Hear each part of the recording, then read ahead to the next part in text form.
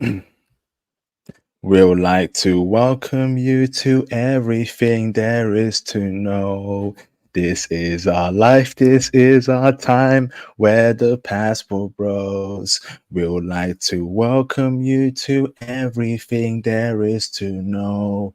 This is our life, this is our time, where the passport bros. We'd like to welcome you to everything there is to know. This is our life, this is our time, where the passport bros. We'd like to welcome you to everything there is to know. This is our life, this is our time, where the passport bro. Show. What is going on, brothers? What is going on? It is your dude, Mr. International Passport, here again for a future classic live stream here with the legend, Mr. Phil Waff. How you doing today, Phil? You good, bro? I'm good. I'm liking my new lighting system. Awesome, I'm alive. Bro. I'm alive now. Yes, indeed. Yes, indeed. How you brothers doing in the live stream chat? We've got 7 people watching already. Press 1 in the live stream chat if you can hear me loud and clear. Mayday, check 1 2, check 1 2. How is my audio? Phil, is my audio good, bruv? They're good. Good. Very good. Fantastic. Can you brothers hear me in the live stream chat? How's my audio? Aaron in the building. Facebook clips in the building. Fantastic. Thank you so very, very much. Okay. So, whoopsie daisy. Let's get straight into it. Okay, brothers. I'm your gracious host, Mr. International Passport. I'm here with the legend, Mr. Phil Waff. Hope you're all having a great day so far. Okay. So, let's get straight into it. Okay. So, you've all heard about the Telegram CEO being arrested. And we want to give some context in terms of how him being arrested in France, right, is a clear sign and signal that France is not a passport bro country. Okay. And me and Phil are going to give reasons as to why that isn't the case, right? As passport bros, we want to be in countries where we have freedom of speech. We're away from the clutches of the West. Okay. So you can see how as time goes on, the West is becoming more restrictive on speech, right? It wants more control over you brothers, over us brothers, okay? And we have to move differently because it's not a game anymore, okay? So let's address that particular sentiment, and and Mr. Theowap, who has lived in France for a bit, is going to break down the true France, the France that you don't get to hear about every so often. Okay, so I'm going to read an article. Okay, I'm also going to show a clip here. Okay, hold on there, brothers. Give me 1 second, please. Present video file. Let's get it cracking, man. And who founded the Telegram. The billionaire businessman who founded the Telegram messaging app has been arrested at a French airport after arriving from Azerbaijan on his private jet. Pavel Durov, who was born in Russia but holds dual French and UAE citizenship, founded the app in 2013, building up around 900 million users. It's thought he's being accused. Okay, so you just heard him being arrested in France. He arrived there yesterday, and the authorities snapped him up quickly. Okay, but however, I'm also going to read an article so we can see more of an insight into this character. Okay, the CEO of Telegram. All right, I'm aware of Telegram. I'm sure you're also aware of Telegram too. It's a major app, right, which boasts that it has one of the best encryption capabilities in the entire world. If you don't know what encryption is, join my Python course and join Phil's course as well. Okay, and we may speak about that in our courses. Okay, so let me share an article real quick over here. Hold on. Okay, give me 1 second, please. Let's go. Okay.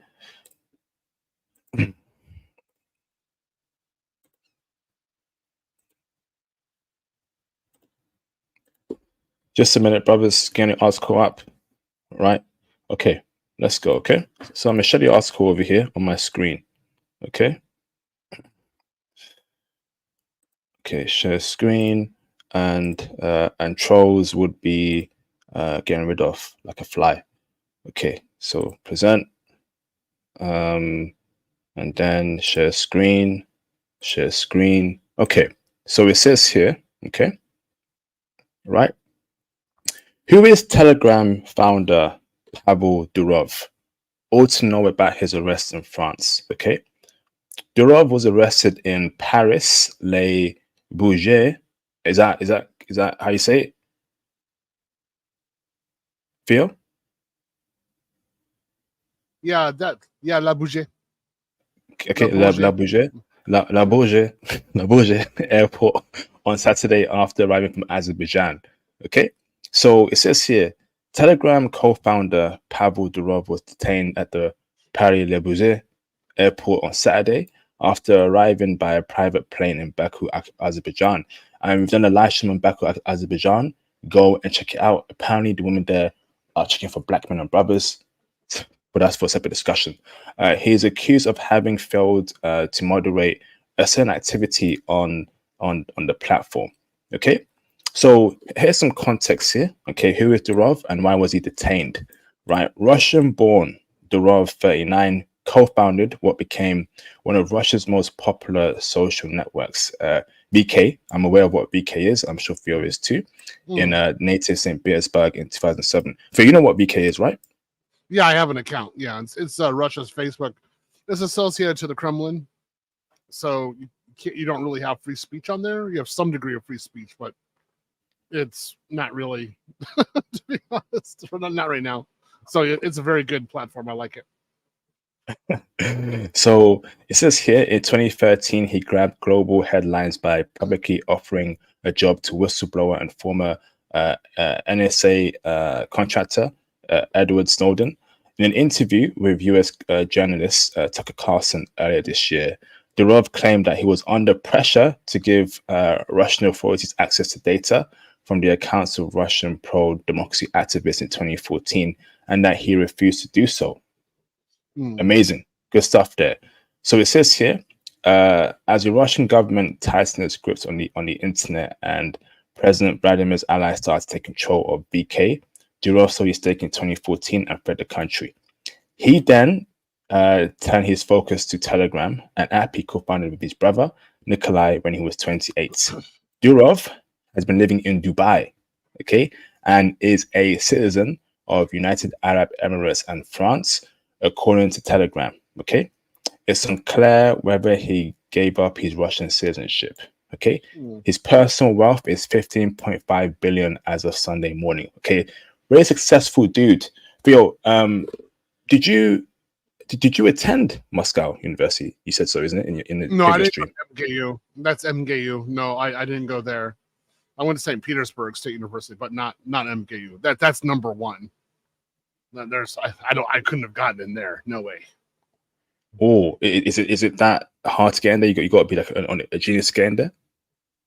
Well, let's just say you just had to have better scores and better connections than I had. so no, I was not getting in there. Plus, for me, it was just too far away from Europe. At least I always joked. At least I could walk to Helsinki from St. Petersburg, but in Moscow, no way. I'm screwed. So no, I'm not going to go. But I liked MKU. I liked visiting the campus. Beautiful campus. So I'll say that. Awesome. So now, in regards to Telegram, right? Telegram is a cloud-based messaging app. Okay, it allows users to send messages, photos, large files, and create groups for up to 200,000 people. So it's a very essential app, right? In the realm of free speech.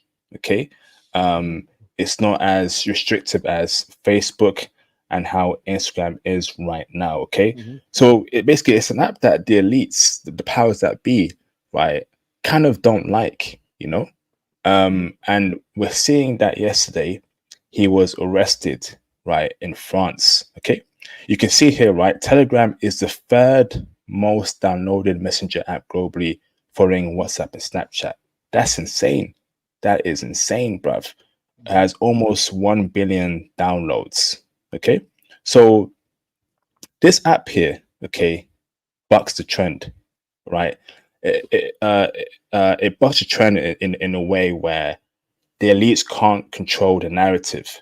The powers that be, the ones that run the West, can't control the narrative on there. Okay, so it says here, how has Russia responded to Durov's arrest? Okay, the relationship between Russia and Durov, has been fraught with friction. Okay, after Durov left the country, Russia began blocking Telegram in 2018 when the app refused to provide state security services with access to users' encrypted messages. Oh, whoa! Of course, yeah. Break it up for us. So that's entirely true. That's the issue with VK as well. That's why I say, like, if you think you have free speech on VK, no, you don't. So the Kremlin definitely wants to know what's going on, and there's things you can say on there like you cannot say on Facebook whatsoever, but avoid saying anything about the government. So I've noticed on VK that there's no anti-Russia messages or sentiment during the war. It's all pro-Putin, pro-Putin. So that's very irritating. Although, but I mean, before the war, I loved some of its content. It was great. It was wonderful. So it has some really cool stuff on there. So I liked it. It was pretty cool. What can I say? So guys, don't be surprised about this. Even when they're saying, like, in 2018 they were going after him, but then 2020 they allowed him to come back. There wasn't a ban anymore. That means that he probably caved, and he gave them some sort of access to Telegram to the Russian government. Something like that happened. There would have been no reason for him to cave. Wow. So it says here, however, after the entrepreneur's arrest, Russia was quick to respond, and its embassy in France demanded constant access to Durov, and demanded that he have access to his rights. Okay, Mikhail Ulyanov, Russia's permanent representative to the United Nations in Vienna, accused France of acting as a totalitarian society. While also calling Durov naive for believing in Western claims to defend freedom of speech. No, there is no freedom of speech. If you really want to make a freedom of speech app, I would say you need to put it on Japanese servers. You need to register the domain in Russia. And then you need to live in a non-Western country without an extradition policy. And then make sure you don't have any assets or weaknesses in the West, and then you can do it. Because it's almost impossible to get the data off of Japanese servers. It take at least 5 years. That's how the judicial system works in Japan. And then if you just put the registration into Russia, they'll be like, we don't care. We don't care what happens. It's just a registration. So that'd be the best way of doing it. But if he thought, yeah, there's going to be freedom of speech in the West, forget that. Not really. No. So there's a lot we can say about this. Of course, just to touch upon your point there, Theo, right? You said put it on Japanese servers. Why specifically Japanese servers? Is that because Japanese servers are very, the law around it is that no one can access the servers apart from the owner itself, or why Japanese servers? It takes 5 years to go through a legal system if you have a claim. So there's nothing you can do for 5 years. You've got 5 years of free access to do what you want as a developer. And in the Japanese system would actually have a hard time going against you unless you're doing something very specifically horrible, like child stuff. But as long as it's not that, man, you can do what you want. They don't care. Wow. Okay. So it says here, right? Some naive persons still don't understand that if they play more or less visible role in international information space, it is not safe for them to visit countries which move towards much more totalitarian societies. This is Ulyanov referring to France. Interesting. Okay. So so to give some context here, right? So he's flying in from Azerbaijan. Okay. He comes into France, and he's arrested. It says here, right? So what about other reactions to Durov's arrest? Okay, so Elon Musk, the owner of X, posted free Pavel on his platform.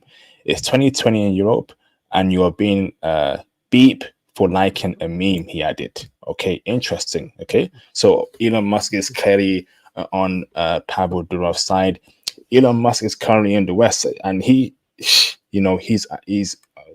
keep it a separate conversation there.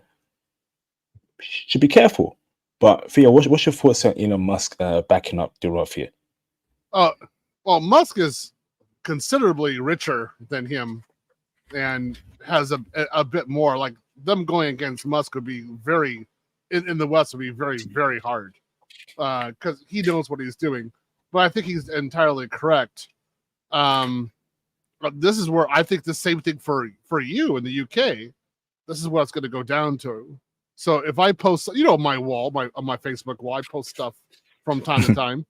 If you like it under UK law that they're proposing, they can say that you are basically an enemy of the state, and they could actually go after you. So that's why you need to leave the UK. I wouldn't be there anymore. So you got this same kind of crap in France. You won't have this in German. Germans wouldn't go that far, but I can see the French and the English doing it. Oh yeah, no problem. Wow, you see, and you can see here.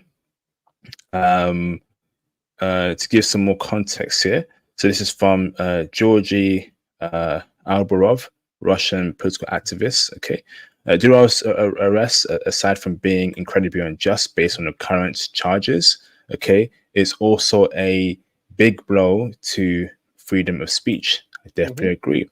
Then we have Edward Snowden calling in or chiming in. Okay, the arrest of Durov is an assault on the basic human rights of speech and association.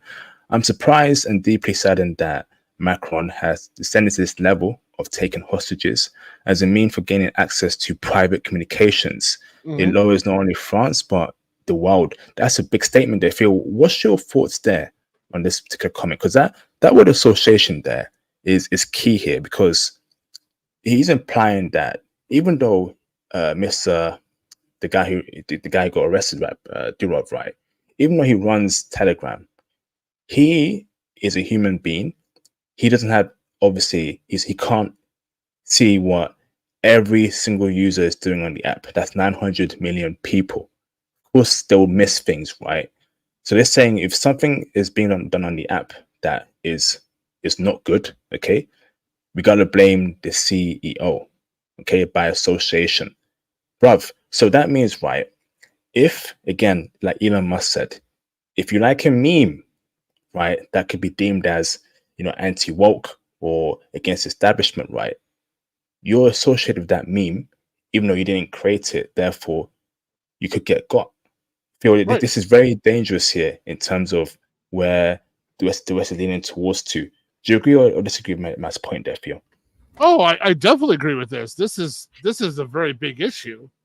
And this goes right along with how, even you and me, right? You and us, when we're speaking on your platform, we have to speak in coded words. We can't speak freely, right? Only women in alphabet community can speak freely. We cannot. It's true. Yeah. I think that's crap. So basically, what they're doing, and guys, if you want to understand what's really happening, so Telegram has a bunch of people who speak very freely on there, and Telegram is a part of what's considered to be the dark web. So it's a part of the web that it cannot be monitored by governments. It literally is impossible because it's all encrypted and they have separate channels on there. So, of course, you would have, so you have various groups, including like us, basically, who use it in order to say our real feelings or our real situation online, just because we're talking with each other normally. And basically what we have are Western governments, I would say the United States, France, and the UK, basically want to shut this down because it's anti-feminism. That's what they're really going after. And what they will do is they're going to use basically abuse of child material. Just material. Yeah. I know what's going on. So abuse of child-related material on there as an excuse to go against our freedom of speech, which is BS. Like, no, that's some crap on there. No, you go against individuals who are doing that, not against the entire app. So it's right out of the feminist and the Marxist playbook. They always do it. So if we have problems, we're voicing our opinions, or we go abroad as passport bros, we're looking for wives. One of the attacks that they always say against us is that we're actually trying to abuse children. Same playbook, same kind of issue. That's why you got to get out of the West. Like, if you're educated, you have any kind of skill set, you got to get out. This is ridiculous. Facts, absolute facts. Great point there, Theo. So it says here, Tucker Carlson also hit out at the French government.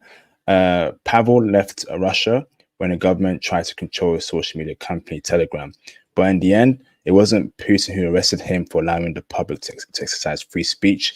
It was a Western country, Biden admin ally, and enthusiastic NATO member. And this is what we're saying about the West, that the West has a lot of double standards. You know, it really isn't for freedom, liberty, and, you know, freedom of speech. No, at this point in time in 2024, it's all about control and what is allowed to be said within their parameters, right? There's a reason why we have to code things. We have to say things a certain way, okay? It's really tough out here, right, for men to speak their minds, bruv. They want to control us. They want to, control the narrative, and we ain't getting down like that, bruv. No. You see, Western country and a admin ally. France is a Western country and is a strong ally of the USA. Don't believe the narrative that French doesn't like Americans don't like French people. Nope, they're all in the same bucket. They will help each other out. They will help their economies out. They will sell weaponry to each other. Don't believe the BS, bruv. They are all in cahoots. Not the G7, because Japan is part of the G7, right? But these countries, America, UK, France, Australia, New Zealand, okay, are the 5 countries, right, that have the true power in this world. Breaking down for us, Theo. Well, I wouldn't say Australia and the Kiwis. That would say New Zealand have the power. Now they're cute little. They got kangaroos and koalas, but they're not really powerful. I would say the power countries are the United States, China, UK, Germany combined. If their policy is in sync, then it's a unit. But a lot of times, Germany, UK, and the United States act in sync, and when that happens, there's a lot that can be done between these countries. They can enforce quite a lot. Russia tends to be a rogue player. They still have power, but they're more of I would say like the Joker from the movie The Joker. They understand the system and they're a little dysfunctional, but they can bring another side to a situation that nobody's really thinking about. So it's a kind of a decent counterbalance, a kind of a villain, but in a good way. So that's how I get to him. But in terms of true power, like again, the Japan United States axis, you can call it, and it's making, I think it's still like 40% of global GDP, and then if you add Canada, Mexico to it, some degree of the UK, then we're just like all powerful. So that's how I see it. In terms of power, that's how I see it. Awesome. Yes, indeed. Also, we have Robert F. Kennedy chiming in. France just arrested Pavel Durov, founder and CEO of the encrypted, uncensored Telegram platform. The need to protect free speech has never been more urgent. Yes, indeed. And let me tell you, brothers, right? Free speech, okay, is extremely important, right? For us as black men and for people all around the world, right? Without free speech, we can't speak up about what feminism has done to the black community. Without free speech, we can't call out the fact that, the dating scene is trash because of how women are moving nowadays. We can't call out Right. 304ism, okay? We can't call out the fact that, the culture is all toxic, bruv. Let's keep it real. Free speech, it allows you to speak like that. Because without free speech, right, you're powerless, brothers. You really are powerless. And these platforms allow people to speak freely what's on their mind. Okay. Now, I do agree, right? There are some words you shouldn't say, slurs.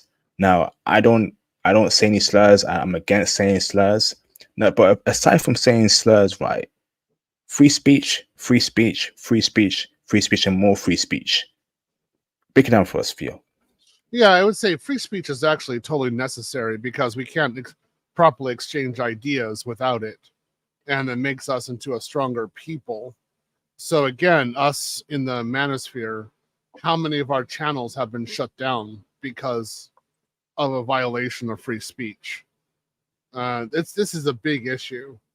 We're not able to talk the way we want to. At least the government isn't going against us.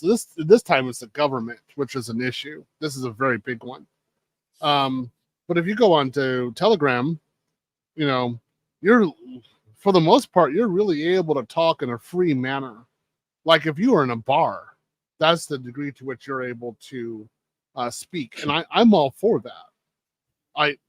To tell you the truth, as long as a person isn't violent or trying to advocate violence against people, in a real way, then I really don't care what people are saying. It's not an issue. So I if the government is saying like, hey, look, we've got a lead on somebody in this country, they're plotting to do this kind of violence, and here it is, they're coordinating it, then I say, yeah, of course, decrypt the traffic, because you're trying to see if there's a real risk to people's lives, right? So that makes sense. But if you're listening to a certain influencer from Eastern Europe and you determine that you want to be more masculine, become a passport bro, and leave and get a family someplace else, I don't think that's an issue. But that's the kind of free speech that they don't want us to have. What they want is, the government wants is resource transfer to women. That's it. Facts. Absolute facts here. So now this goes into our next point, right? In regards to France. So the title says that France is not a passport bros country. Okay. And I think this arrest proves that. Now, there's been some talk about, French chicks in the past, right, on this channel. OIP, they got African French chicks over there. OIP, I've seen some half black, half white, dime African French chicks, right? And I keep telling brothers, right, look beyond the woman and look beyond how they look and think about the culture, the way of life, the customs. Can you live freedom? Can you live freely as a black man in France? And based on this right now, this arrest, that's impossible. Now, Theo's lived in France. Theo's experienced France from his eyes only. Okay? And I say, my first question to Theo is, right, is there free speech in France, Theo, from your time there and what you're observing right now, Theo, compared to the speech you get in America? Pick it up for me, bro. To some degree there is. I wouldn't say totally. No. But there's, you can't say, for example, that all men should have the right to have a paternity test. That's pretty much against the law. Some things I agree, though. You can't say that certain historical leaders, German leaders, are good. But then they'll go against you for that. That kind of makes sense. They got invaded 3 times in 70 years. I understand. But for the most part, you really don't. You kind of have free speech, but you kind of don't. Regarding women, As you guys know, I've been on your channel many times, and I've talked about all kinds of women in the world to date.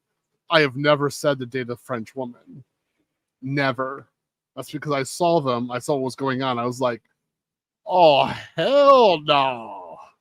No way. There is no way to date a French woman. I would not even do that at all. And that was from the 90s. I can't even imagine what it'd be like right now. So, yeah, guys, if you're going around talking like, oh, I got a baddie, just understand you are the prey. Okay? Sorry. Like she's going against you. She's hunting you. Okay? You're not doing things nearly in the way you think you are. So be very cautious with them. You're talking about women on a totally different level. Facts here. And I think one other point to mention here is the fact that, you know, brothers really got to be careful with countries that have really close links with America and other Western allies. Okay? Because this guy here, the CEO of Telegram, was living in Dubai, Dubai, right?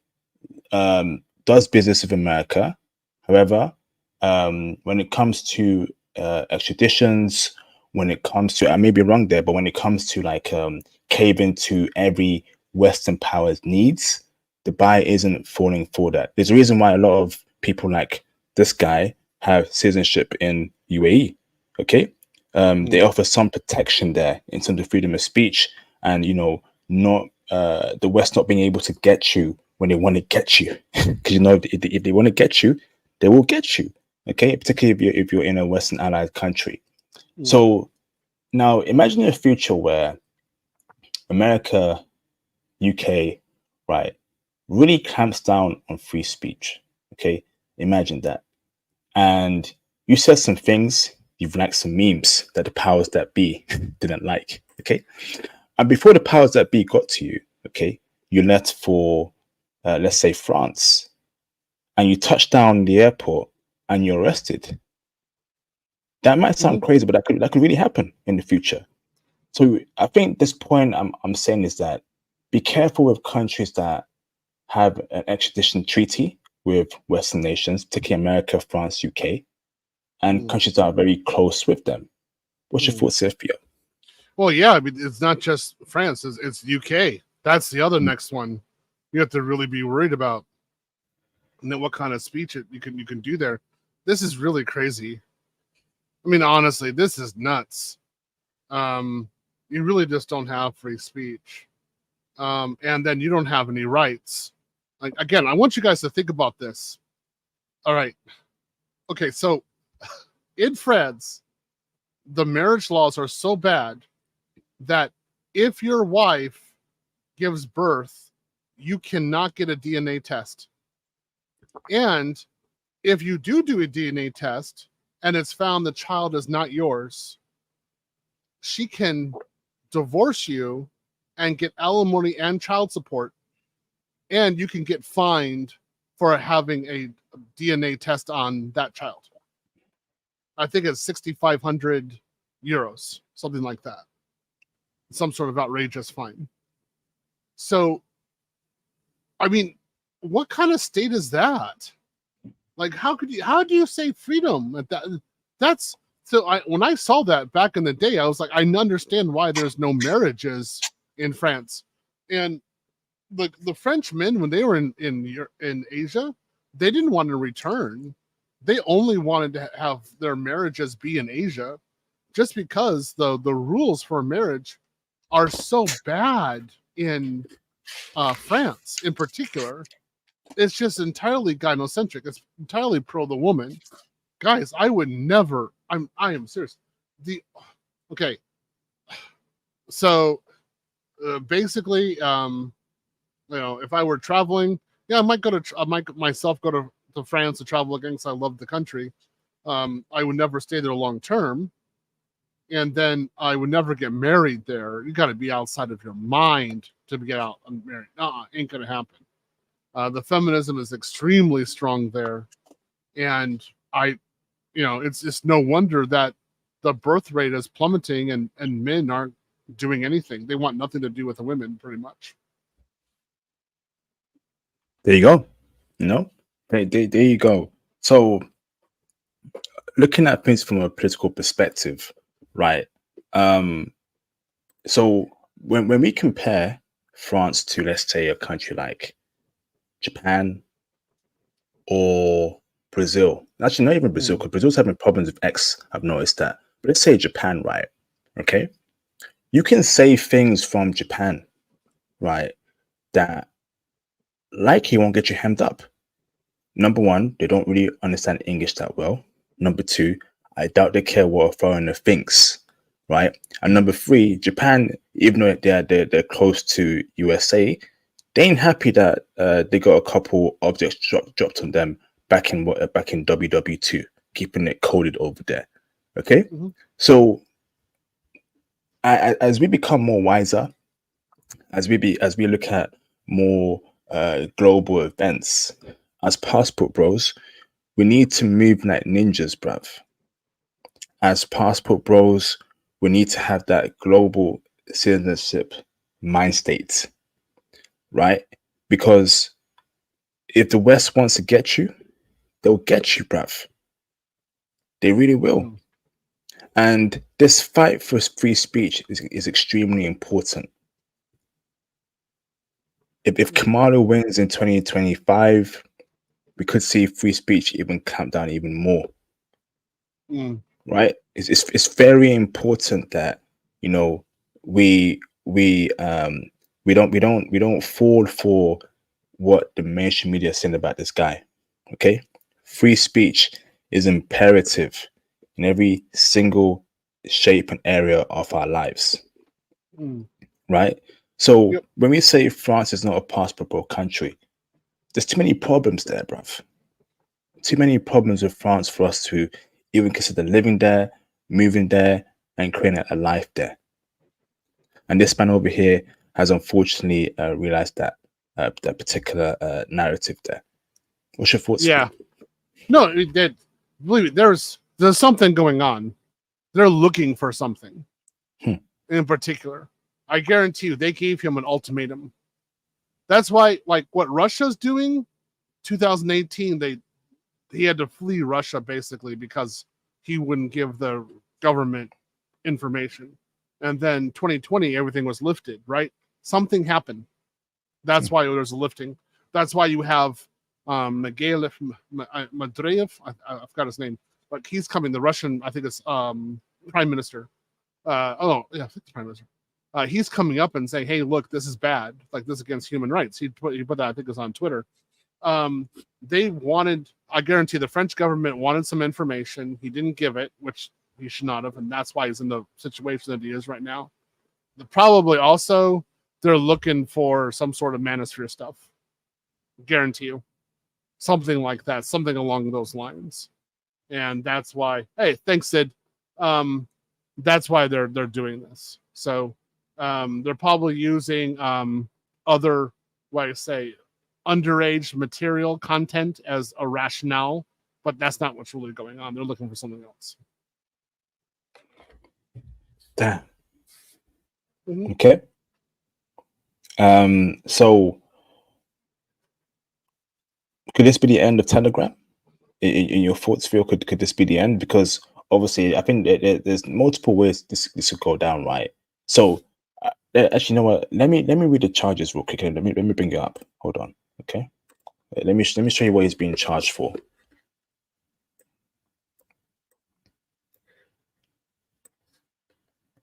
Hold on, yeah. Charges.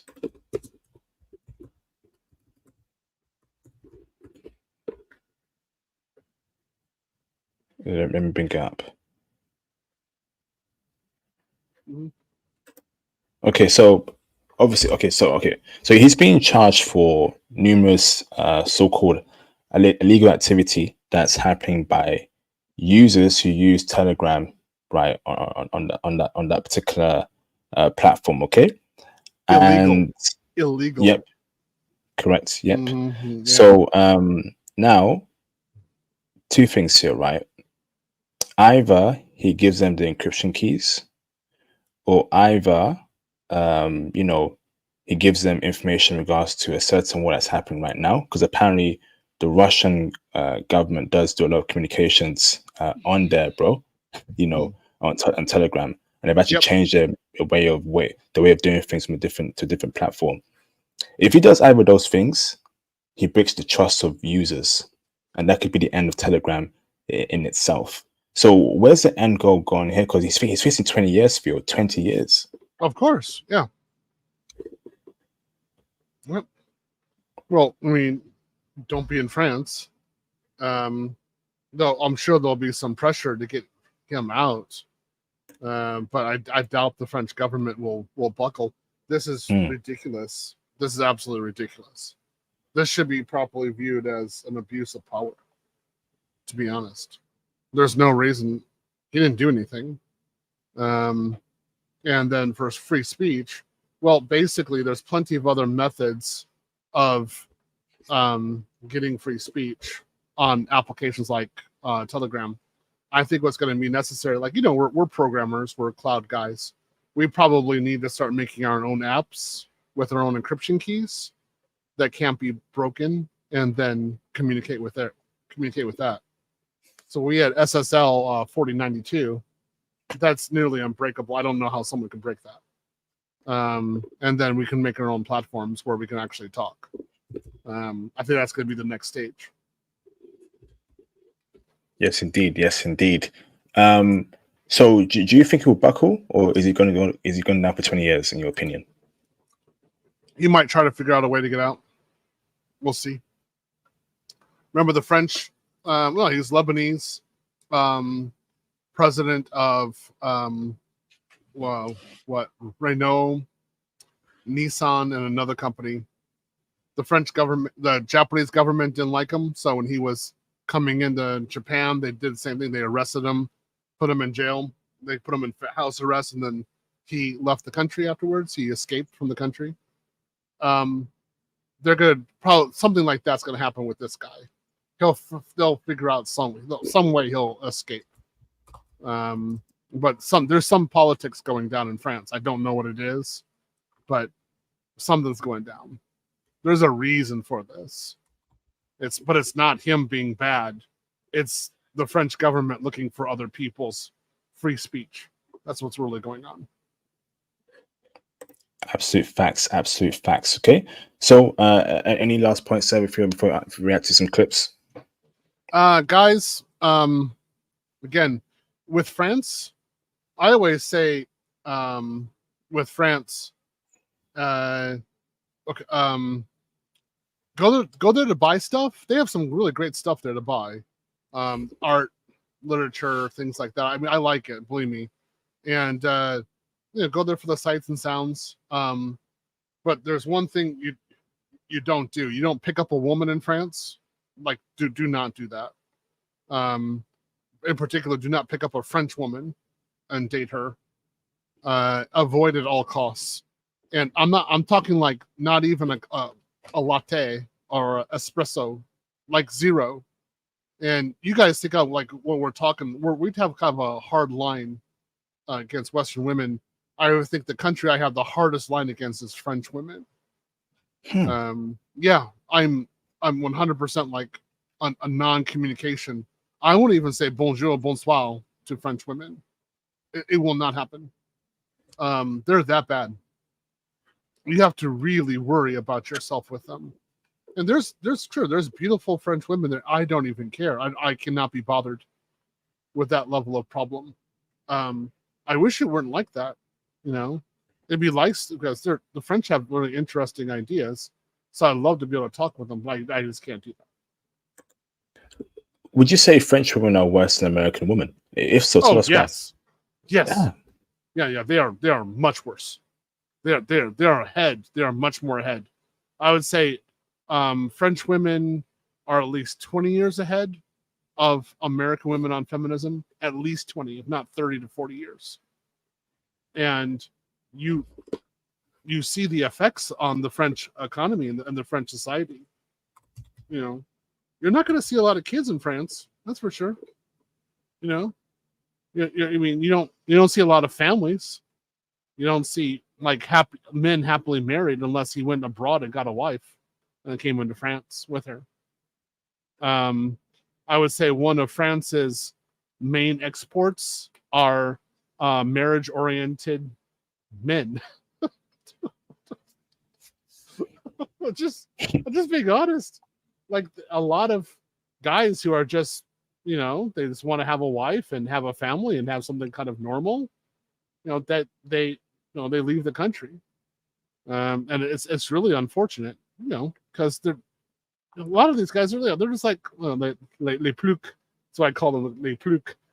They got country bumpkins out in the middle of nowhere, and they're just run-of-the-mill guys. They got a job, they want to be in love with someone. They want to have their baguette in the morning. They want, have a beer every once in a while. Really normal, boring stuff every day, and they would like to share their lives with one woman, and they can't do it because they have to worry about feminism. So they're in the same boat that we are, but it's a much worse situation. Facts. Absolute facts. Okay, so let's react to some clips from this week. Okay, video file, share screen. Let me read the super chat still first. Shout out to Mr. Jughead1 for the support. Appreciate you, bro. Hi, IP and Theo. What do the two of you think of Putin's great offer to free thinkers freeing Russia to avoid the increasing autocratic West? We're going to react to that. Don't react to it yet, Theo. We're going to read it, and we're going to react to it very soon. I've got the article in the background right here. Shout out to Mr. Jughead for the support. I personally think that it's a great idea. That beep Stammer tries to implement a CBDC in the UK. I'll be fleeing to Russia, brah. LOL. Yes, indeed. Shout out to Mr. Yu-Gi-Oh! Master for the support. Hey, IP, you already know I'm in your Python class and I'm loving it. Keep up the great work. Thank you both for the kind words. The next Python course will be in December or January. Okay? It'll be around that time. Okay, so make sure you buckle up, okay, brothers, because looking forward to teaching you brothers. Me and Phil will keep doing the IT stuff, right, to get you brothers into IT, get you empowered, etc. Okay, I'm enjoying teaching brothers Python, and I want to continue doing it. Okay, do not miss the opportunity of a lifetime. The way I teach is incredibly well, and brothers always sing my praises for a reason. Okay. So if you want to get that true intel, join the Python course coming soon. Phil, what about your conclave, brother? How many, you want to speak about that, Phil? Yeah, so the conclave, the Black Manosphere Conclave starts next week on Friday. So September 6th. We still have a few places, a few availabilities there. Yeah, that's entirely true. There are places where you can go. Again, you have your course where people are having a good time, which is a good opportunity for Black men. Then, of course, the Black Manosphere Conclave is a place where we can get together, have a great exchange of ideas.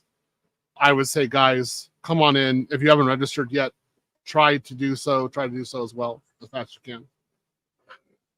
Fantastic. Okay, so let's react to an article here. I want to say one comment real quick. I gotta do one because somebody says something in the chat. I gotta say something real quick. Ozzy, you said I'll take my chances on French women over American women. Are you crazy? Look, bro, when we come to French women, I would rather get a doll wooden spoon and emasculate myself all the way than go out on one date with one of these chicas. That's how bad they are. You have no idea how bad they are. If you're saying that about French women, no. I mean, you really don't know how bad. You don't. American women are like the light version of French women. All right. So, all right, take a grain of do a kilogram of salt there. All right. Anyway, let's go ahead and start. Let's keep on going. Okay, so I got an article here, right? Okay, hold on. Let me share my screen. Russia is officially inviting passport bros to Russia. Sorry, yeah, to Russia. So let's read the article here. We'll get it from the perspective of the American Russian dude, Mr. Fiawaf. Just kidding. Right, share screen, and share screen over here. Okay, hold on, bro. Share screen, share screen. Okay, so it says here, right, as you can see, Russia to provide temporary residence to people trying to flee Western liberal ideals. Oh, okay, interesting. So it says here, synopsis. President Vladimir Putin has signed a decree allowing foreigners to oppose neoliberal ideals in their own countries to seek refuge in Russia, where traditional values are upheld. Okay. The new policy permits those individuals to apply for temporary residence without needing to meet certain requirements, such as demonstrating knowledge of the Russian language or history. Oh, it says here, right? Russia will provide any assistance to any foreigners who want to escape neoliberal ideals being put forward in their countries to move to Russia, where traditional values reign supreme, according to a decree signed by President Vladimir Putin. Under the documents, such foreign nationals will have the right to apply for temporary residence in Russia outside the quota approved by the Russian government, and without providing documents confirming their knowledge of the Russian language, Russian history, and basic laws. Whoa! The report says applications may be based on the rejection of their country's policies aimed at imposing destructive neoliberal ideals on people, which run counter to traditional Russian spiritual and moral values. The values are listed in the foundations of Russia's state policy in this field, while the Russian government is expected to compile a list of countries imposing unhealthy attitudes on their citizens. Whoa, okay. Russia's foreign ministry has been instructed to start issuing 3-month visas to such applicants as early as in September. Whoa, okay. Damn. Okay. It says here, in February, Putin endorsed the suggestion from Italian student Irene Cecchini that Russia should relax entry regulations for individuals who uphold traditional cultural and family values. The president occurred, stating that each case should be assessed on an individual basis. So, this is big news here. Russia is opening up its borders for people, passport bros, people in general, okay, to move to Russia if they oppose the Western liberal values, which we know right now is ruining the West, the feminism, the wokeism, the rampart anti-men attitude amongst women in the West right now. That's what's happening in Russia, right? So if brothers feel some type of way in the UK, in America, and any other Western country, where we're seeing rampant Western ideals, right, go against men, Mr. Theo Waff, should brothers start thinking about moving to Russia? What's your thoughts here, Theo? Well, we were just talking about how they were going against the inventor of Telegram, right? And VK, you don't have the right to speak. So you can be a Westerner and go to Russia and be anti-Western, but remember, you can never be anti-Russia. Remember that, because they will go against you. So, of course, they want Westerners to go to their country and be anti-Western. That makes total sense. Please remember what they're actually saying and what is actually what the intention is in these words. Guys, if you're actually you don't like the West, which is legit, go to Ukraine. If you want the same family values as Russia, go to Ukraine. They got the same value. In fact, it's actually stronger in Ukraine than it is in Russia. That's for sure.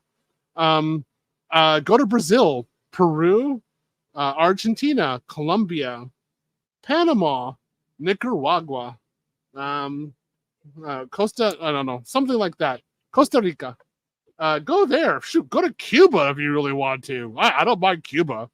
There, if you really want to stick it to the West, go to Cuba. That's right. You get a good medical and gorgeous women. I don't know if you get food or not, but you can get something. Guys, don't go to Russia, please. Please. You guys don't know what you're doing with Russia. Please just don't go. Okay.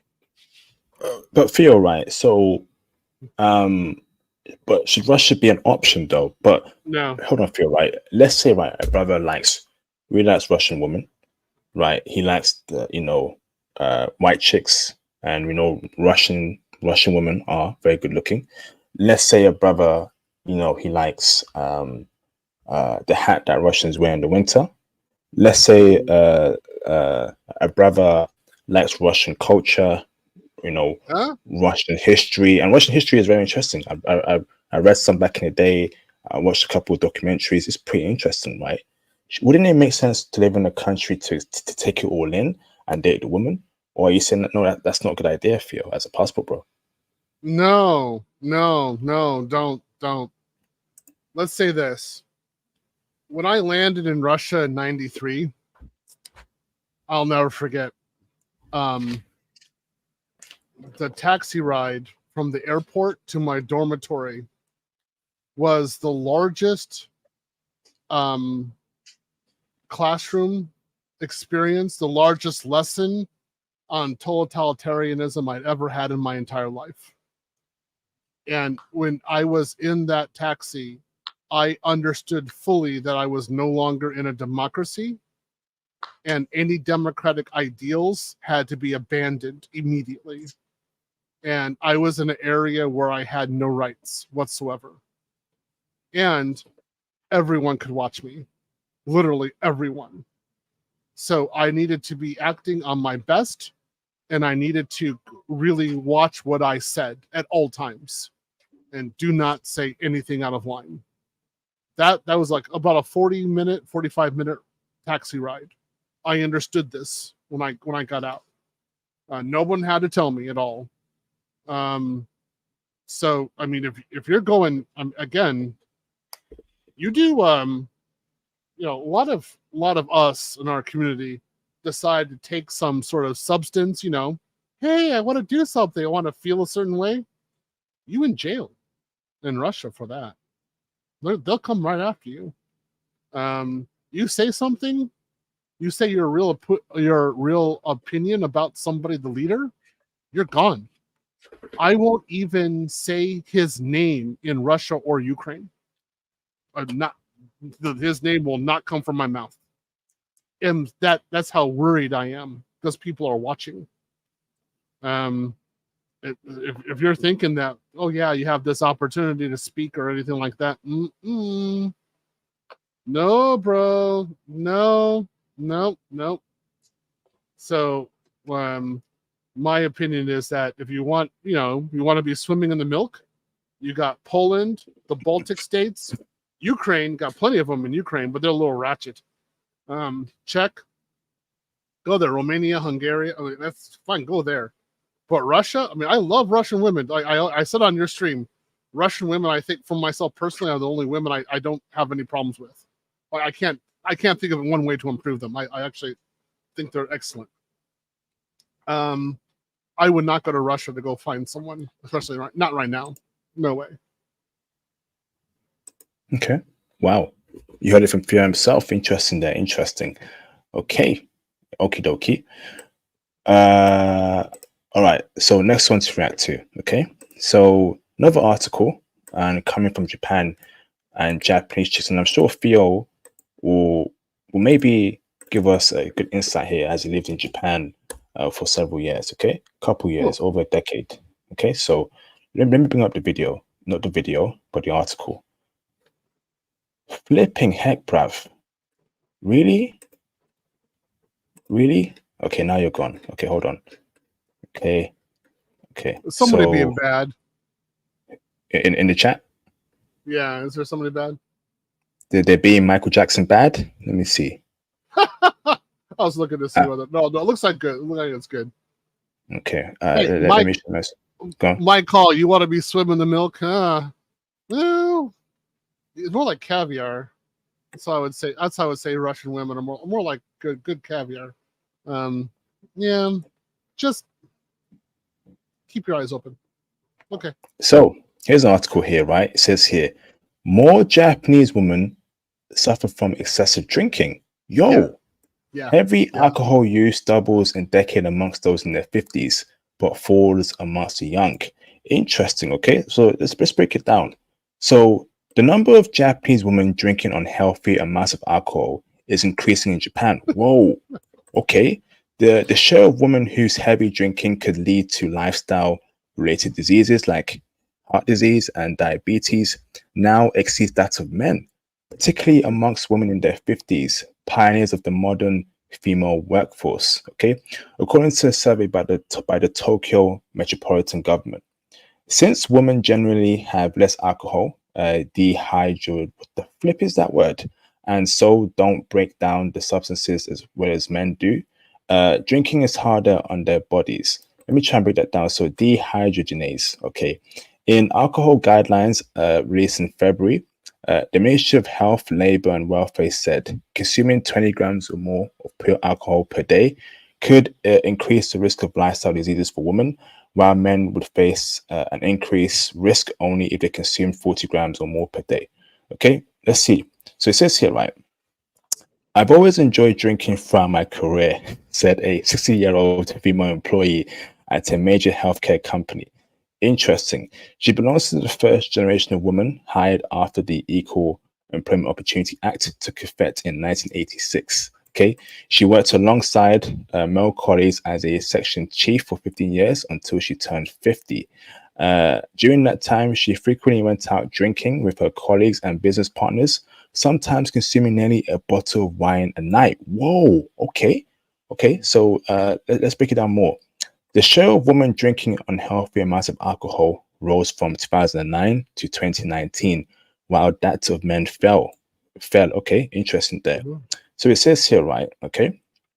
During those 10 years, the share of heavy drinkers amongst women increased in the groups over 40 years old, with the proportion amongst those being in their 50s rising from 8.9% to 16.8%, surpassing the male average of 14.9%.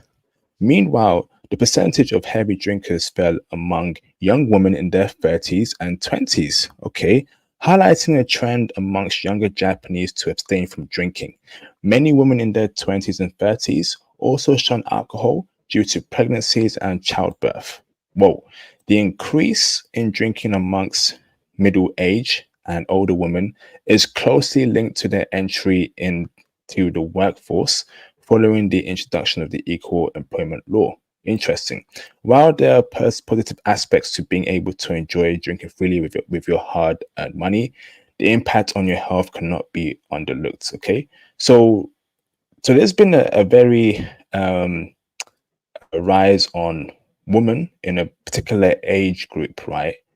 Drinking quite a lot. Phil, you were there, right? In Japan, okay, many years ago. Is it true that Japanese women drink excessively? And from your eyes only, why was that the case? And is that a red flag there for passport? Brother, keep it with me, Phil. Break it down for me, brother. No, that's something I loved about them. Like, dude, Japanese women can drink a daijouki. Let's see if I have a daijouki here. I don't. Okay, so a daijouki is a huge, like, glass of beer. It's usually about 40 ounces, something around there. They can drink a daijouki in one hit. I saw them do this. I was like, I'm in love.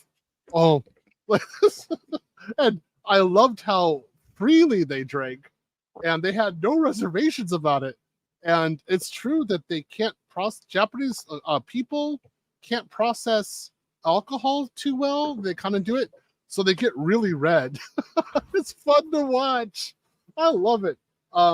The reason why the women are in their late 40s and 50s are drinking is because they're Gen Xers like I am, and you have the herbivore man hit my generation first.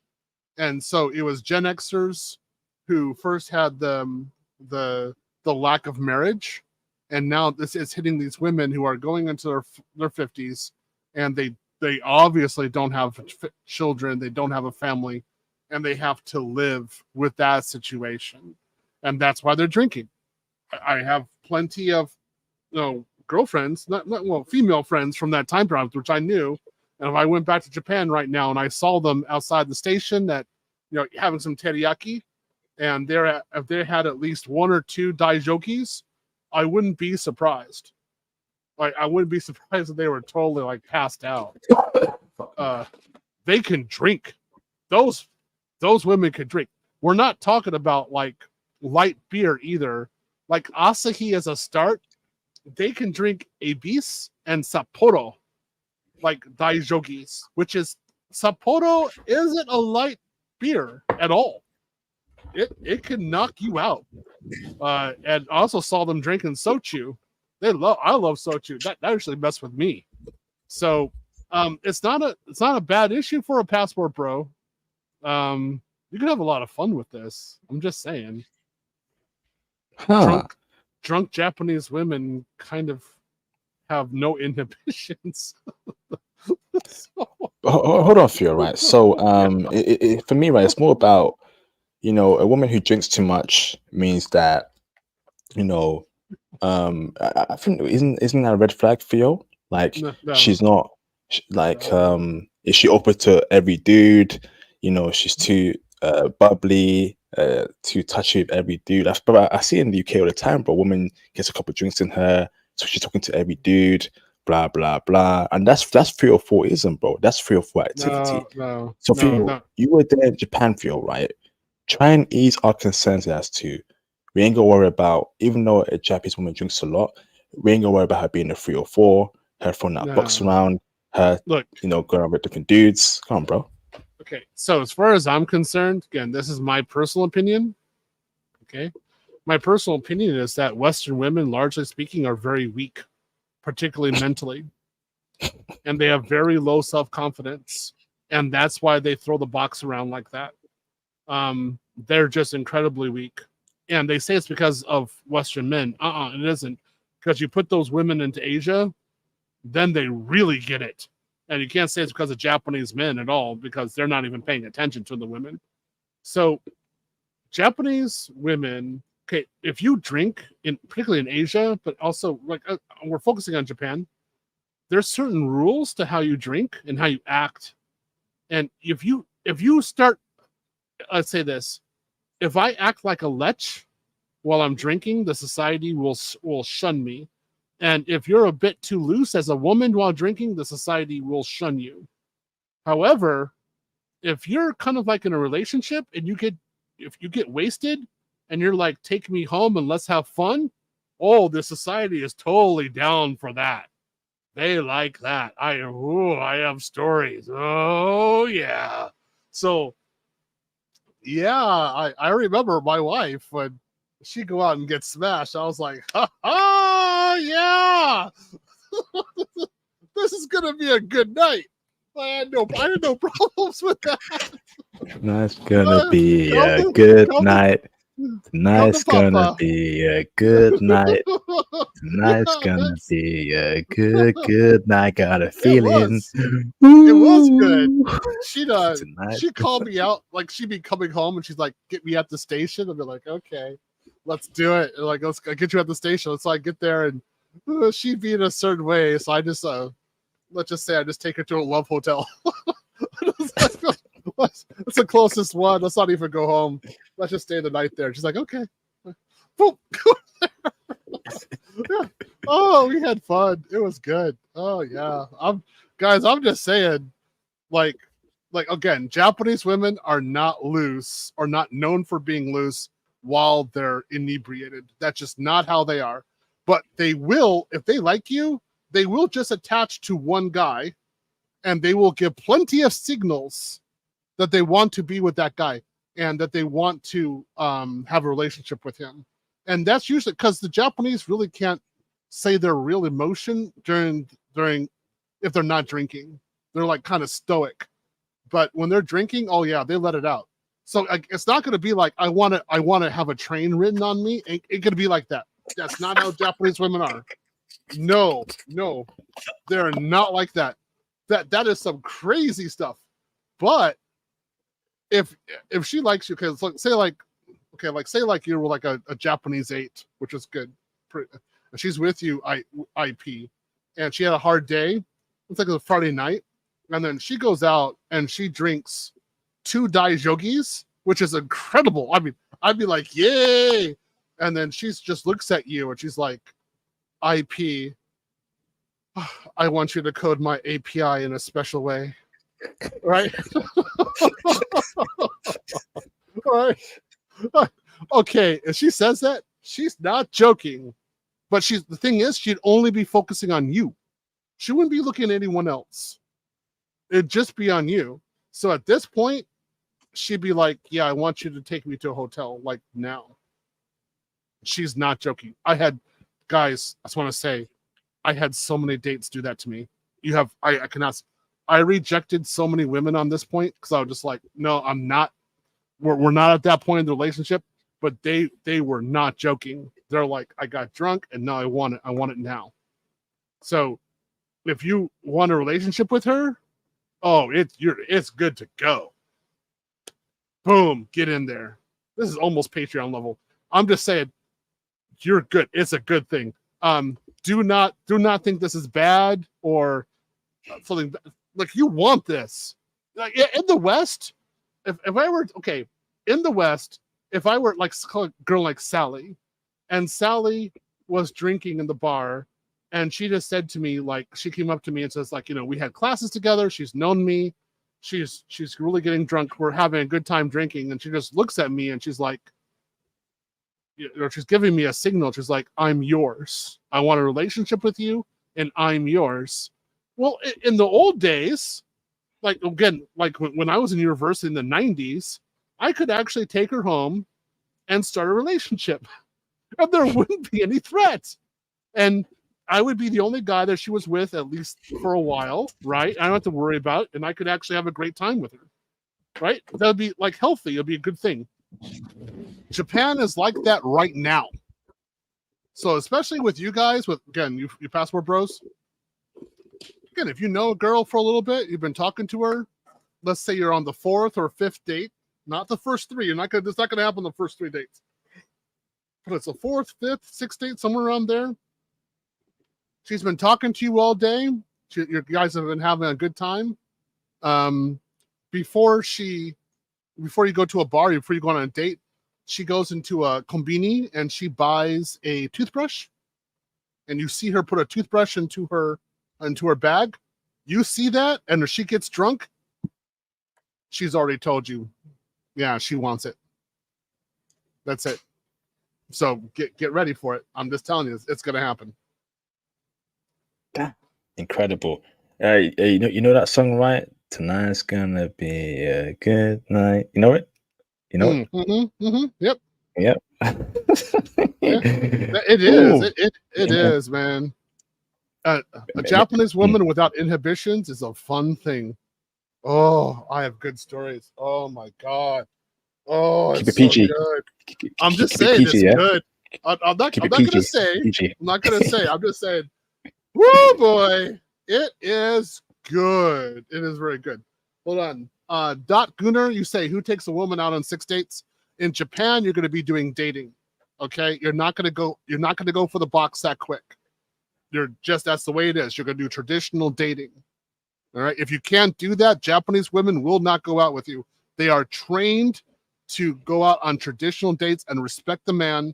You don't have to spend $100 on her. $30 dates are just fine. You don't have to go anything above that.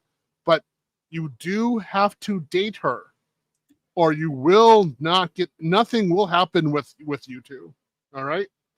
So the only difference is, it is trad dating. It's just that once you get to a certain part that she's going to give it to you, yeah, she's going to go crazy. And yeah, she gets drunk. Man. Yeah, she'd be talking to the walls, that's for sure. Yeah, that's all I can say. headboard. Oh my goodness, bro. Yeah. I think we got to do a Patreon talk, Theo, about your time in Japan, bro. I know that must be wild. Yeah, I do have some stories. Yeah, I know some crazy things. Well, my friends though, I was tame. My friends were nuts. They were really like I was crazy in Thailand, but the other guys were crazy in Japan. Yeah, there's a lot of good things you can do there. Guys, I'm just telling you guys who are listening in the chat, you guys really need to go to Japan. Yeah, but think about things in a Japanese way. So, like, if you're dating two women, she's gonna try to figure that out. And she's gonna like if she suspects you're dating two women, for the most part, she ain't gonna date you anymore. Yeah, it's over. She's gonna be with that. You have to prove yourself to the woman a lot, but you get to a certain point, you've proven yourself. Especially if you speak in Japanese, you're like, hey, I'm down here. You know, I'm gonna be here for a while. I'm pro family. You show that value to her, and then she gets drunk. It's a wrap. Oh my goodness. And they kiss so well. I'm just saying, they're such cute little kissers. I love kissing Japanese girls. I haven't done that in a long time. I need to go do that again. It's a good experience. Now you got me. Now I got all these kind of memories. I should go downstairs and get some Sapporo. Just sit here. I don't have a daijougi though. I need to go to the market and go get one because I have not had a daijougi in a long time. But if I had a daijougi now, it'd just be water. I'm so lame. What can I say? Back then, I had like a pitcher of a beast and then like a daijougi of a beast too, and I drink all of it in one sitting. Oh, it was good. Anyway, you're okay. You can go to the next one, IP. I'm just reminiscing. All right, so next one to react to. Okay, let's react to Mr. Orson Holman. Damn. As I tell you what, I am so happy to be back in Kenya. I don't want to go anywhere else. I actually just want to stay here and just burn the ships and not have to go nowhere else. Life is simple. Everything is the way I like it. I don't really have any complaints. You know, it really feels like I'm living my ideal lifestyle out here with great people. Everybody's friendly on top of that. I tell you what, God wanted me to travel to Europe just so I could appreciate Kenya. Wow. So Orson's back in Kenya, and he appears to be a different man, more happier, more in his element. He didn't like Europe too much. He mentioned that. He spoke about race and dating, but now he's in a black country, a majority black country, right? And I think he's been to Kenya before. He's back there now. You can see he looks different. He's speaking different. He's really is in his element, and that bears a question here for you, right? Like, when you're amongst your own people, when you're amongst black people, right, in a majority black country, right, it's like the real you comes out. You feel like, listen, I'm amongst my peers, I'm amongst my kinfolk, right? I ain't gonna worry about her not liking me because I'm black. She's black too, bruv. And there's many of black chicks over there in Africa too. So I don't think she won't like it because you're black. It might be something else. So Orson ain't gotta worry about, hey, is she not checking for me because I'm black? No, bro, it could be something else. So he's in his element here, Theo. So Theo, as us passport bros, right? Should we start appreciating Africa more? Should we start exploring Africa more? Should we go to Kenya? Have you been Kenya yourself, Mr. Theo Waff? Break it down for us, Pete Theo. I would say East Africa. Go there. That would be the best situation. If you want to, it's fine. I don't have a problem with Eastern Europe. Like, I can date at will in Eastern Europe. That's not an issue for me. I think, you know, he did his African trip, his European trip. He had his opinion about that. Okay, I respect. I'm not going to dig on that one at all. He thought as he thought. I loved it. Just want to say it. I had a great time.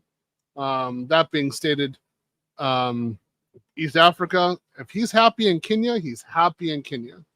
So at least he's found a place where he can settle. He can enjoy himself. Go for it. That's all I can say. For the rest of you guys who are listening, I would say to you, it's better to just choose a country and master the language and then go there. So now, I mean, I'm studying Portuguese. I have Portuguese lesson 5 times a week now, right? I have no problems doing this. I'm picking up Portuguese very quickly now. That's because I'm focusing on Brazil. Before I went to Japan as an adult, I was studying Japanese 4 hours a day.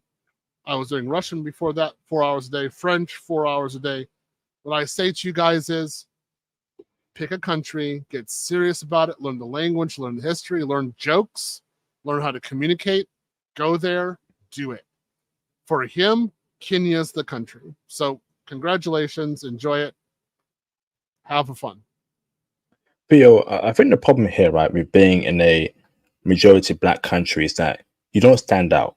So if they don't know you're American or English, right, because you're not speaking, they don't know if you're American or English. And I think, right, part of being a black man, right, is being in situations or environments where you're the only black guy there. So there's attention towards you, particularly from the woman. So for example, Theo, right, I was in Japan last year. And I was walking through neighborhoods where I was the only black guy. I was in spots where I was the only black guy. And I could see women were looking at me. They were intrigued. They were checking me out because I was black. I didn't need to speak Theo. And that is kind of an advantage in the dating game. You were different. So women are looking at, okay, who's that black guy over there? He's dressed well. He has a nice haircut. Huh. Where is he from? Is he American? Is he African? They look at me, Theo. Same in Germany too. I remember women were looking at me quite intensively. Okay, so and when I spoke to another brother there, he told me that the German chicks there are trying to distinguish if you're African or American. Okay, so in those environments, Theo, right, if you're being amongst only black people, don't you lose that charm amongst the women? If they don't know off rip that you're American or English or whatever. Whereas if you're in Japan, right, you'd be the only black guy for hours, and women are looking at you, and that gives you more of a, let's say, a advantage. Just you're standing out, Theo. Break it out for me, Theo.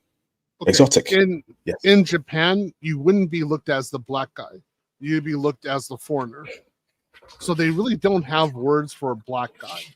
They wouldn't say to you kuroi kokujin guy. They wouldn't say kuroi gaijin. That would not happen. They just say gaijin. That's it. Gaigokujin or gaijin, which is just foreigner. That's how she would be thinking. And then yes, you're actually correct. They would be trying to figure out if you are. Basically, they would think if you're American or African. If they found out that you're English, it's game on. And to be honest, if you're living in even Tokyo, if you're living in certain areas, you might be the only foreigner within a certain radius of, like, say, 100,000 people. You literally are the only foreigner. So they're not looking at you because you're black. It's because you're a foreigner. That's it. Yeah, and I would rather be the only foreigner with a group of 100,000 Japanese people than be in Africa, to be honest. What? Why? Because you're exotic, man. It's you own the market. If the market is yours, you are not going to get out of there without a serious relationship. Because the girl's going to hunt you down. You're going to have a group of them. They're going to start finding you, and then they're going to hunt you down and make it available for you to date them. And then they're going to say, okay, we've had her 3 or 4 dates. Let's go drinking. And then there it is. She's drunk and she's yours. If you go to Africa, yeah, of course, you're not a novelty. You've got a lot of black guys there. They're all over the place, right? But there's some sort of comfort. If that's what you want, that's what you want.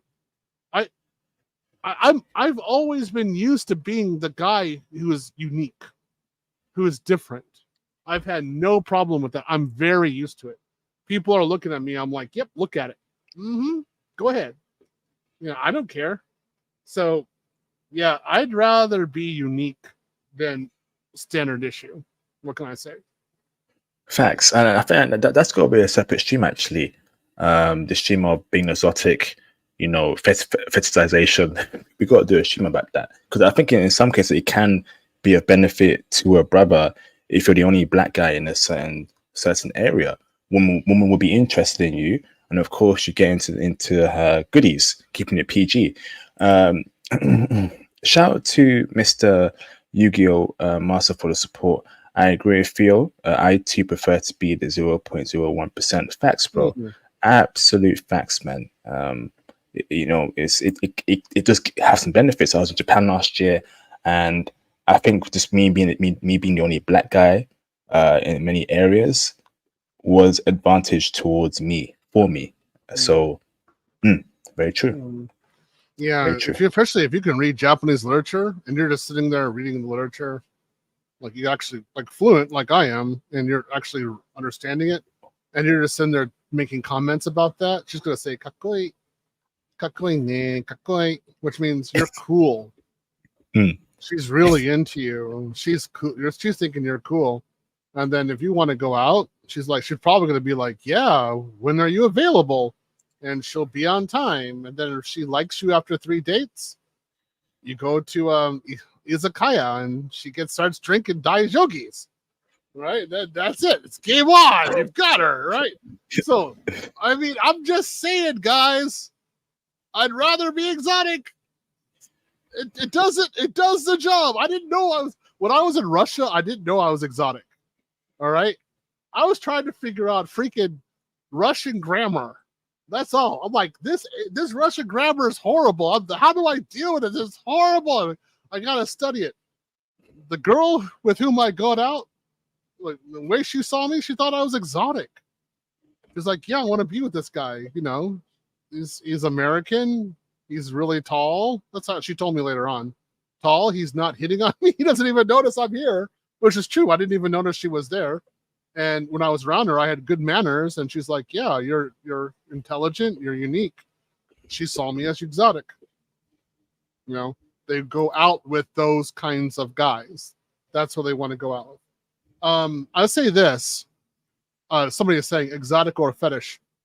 To be honest, if you are looking for a long-term relationship, it's better to have someone whom you see as exotic, or for someone for whom you have a fetish, because you are not going to leave that person. It's going to be good for you every single day. So I always say, if you can only date one woman, or if you can only have one sexual partner, make sure she's exotic, because then for you it's a great experience every day. It's like being on a safari all the time. You're like, "Yep, this is great." Facts. Absolute facts. I'm thinking about my time in Yoyogi Park, and I was the only black guy there. Women were looking at me, women with their dogs staring at me. I spoke to a couple chicks. Man, it felt good, bro. It felt so good, man. Take me back to that flipping country. Take me back, man. Well, you're over 100. You're over 170 centimeters, aren't you? I am, yes. Oh yeah, so you would have been a tall, like you're like a kaiju to them. Oh yeah, if you've got any kind of muscle definition, oh, it's a wrap. Yeah, they would have been looking at you. Remember, they like kaiju. They think kaiju are cute. So somebody like you, especially from what you're talking, you probably have some sort of facial hair. She would have thought you were cute entirely. It would have been good enough to start a relationship. I guarantee you. Yeah. So we're again. If she starts the relationship with you, then she's going to tell you to shave your beard, even though she thinks in the beginning she thought it was kind of a sexy thing. She's like, "Nah, you're going to have to shave it." But I can't shave it, bro. I can't do it, bro. I can't, man.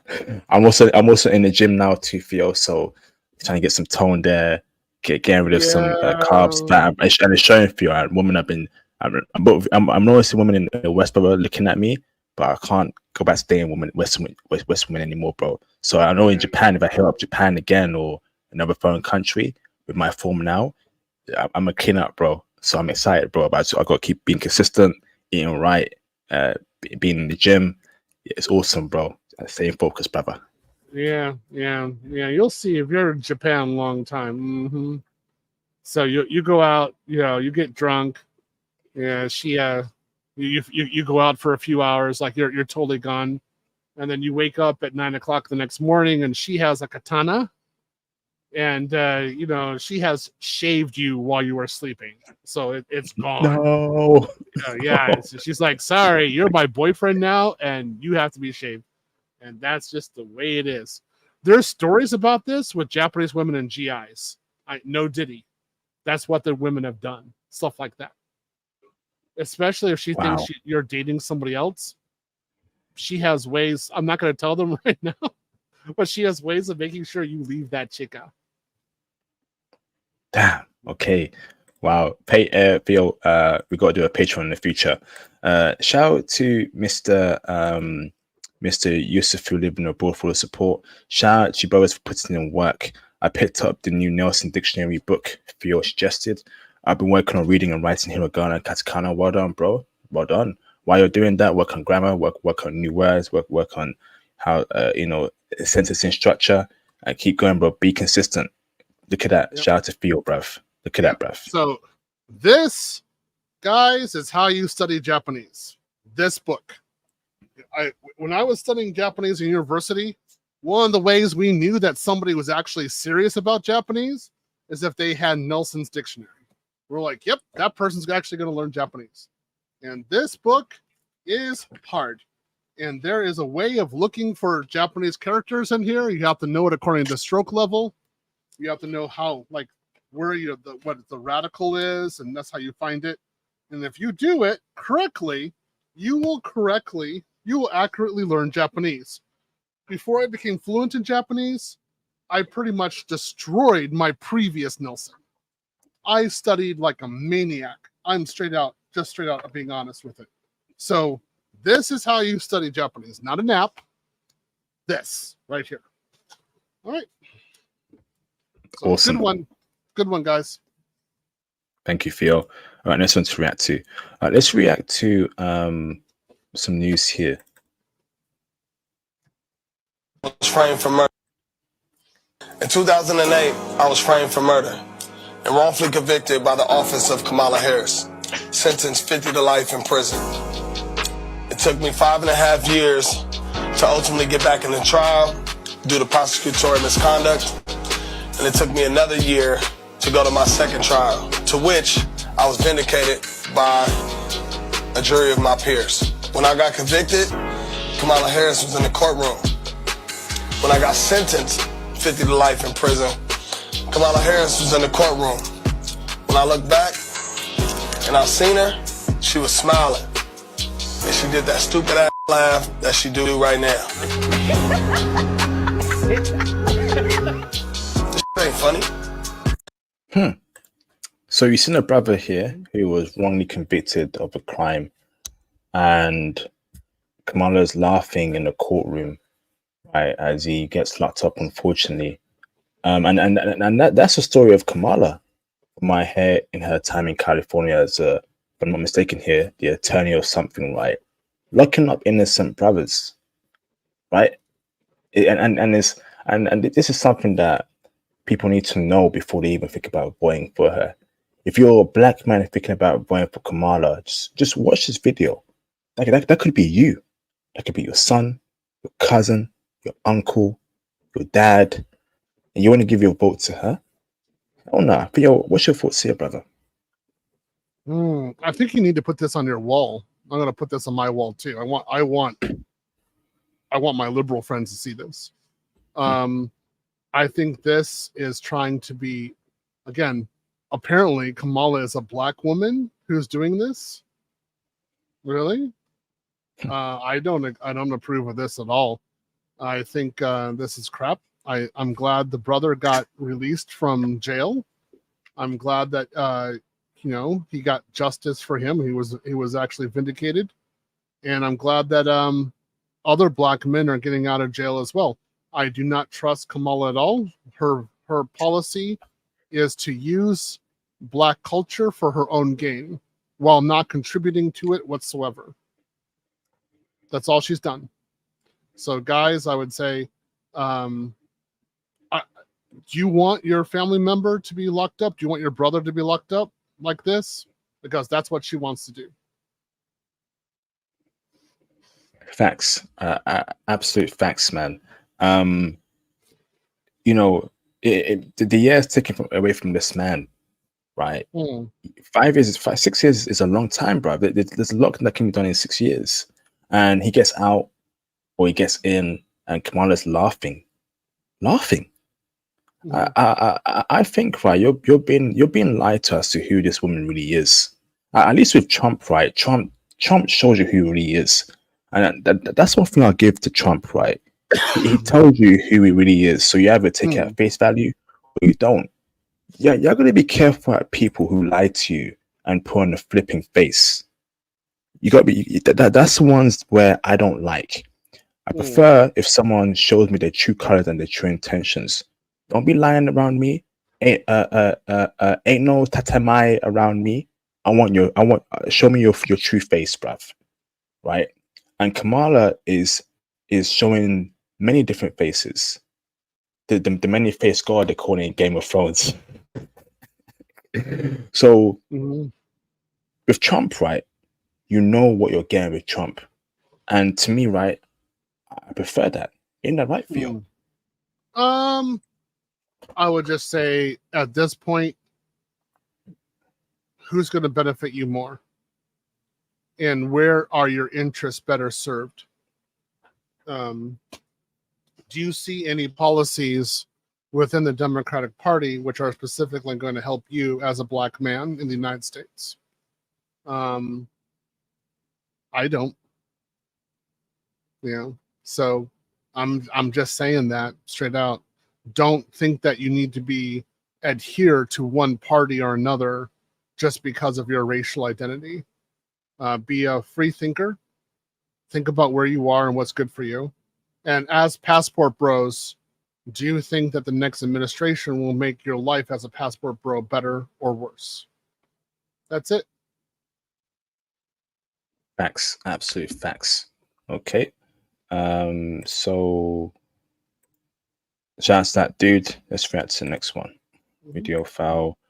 Let's react to this one over here. Okay. Where is it? Where is it? Where's the clip? Let's react to this one over here. So I met my first baby daddy when I was really young, and we had 2 children, and after we had the 2 kids, he's pretty much like, you're stuck, nobody's gonna want you, you have 3 kids, okay? So when we split up, I took my 2 kids, and then I met the next person. Then when we split up, I took my 3 kids, and then I met the next person. And then when we split up, I still only had the 3 kids, but I took my 3 kids, and I met the next person. Now I'm with the next person, and we have 4 kids, baby. And that may sound trashy, but baby, I am trashy, okay? Moral of the story is, don't let no man tell you what you can and cannot do, baby. Don't let no man tell you you're stuck, because baby, you ain't stuck. Take all them kids with you, girl.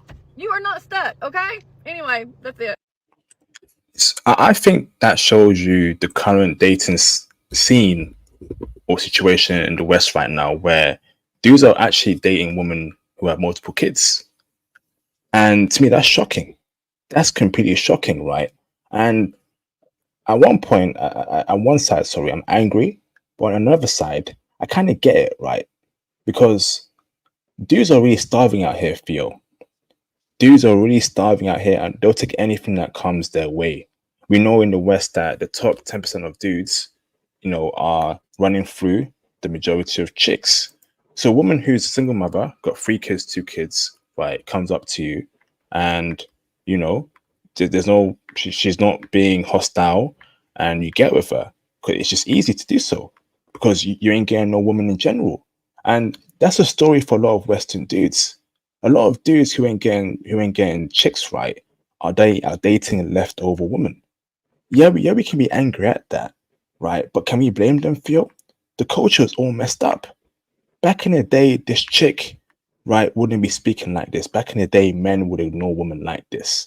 We're in the social media era, right, with how picky women are, you know, with how women are on the dating apps going after a few select group of men. A lot of dudes will take anything for you. Break it down for us, brother. Okay. So guys who are listening to this, especially passport bros, what I want you guys to do is become the best version of yourselves that you possibly can. Avoid women like this 100% in the West. Avoid. When I say avoid, I mean if you see one walking down the street, go around her or go another street. Okay? Don't even engage. Then make sure you get a remote job, stack some money aside, do your job remotely, go to another country, and then while you're there on a really good date after 2 or 3 months, look at this woman on the video and tell us how much you laugh. Because this is a catastrophe. This is why I said Western women really have low self-confidence. Her doing this, her actions demonstrate low self-confidence and low value. And she needs a therapist. So you can go out with another girl someplace else and you'd be kicking it and having a great time, and you're just having the time of your life, and you'll never have to deal with this kind of situation. Let her deal with it. That's the future. This is the future of Western women. Let them have it. You don't want anything about it. You don't want to contribute to it.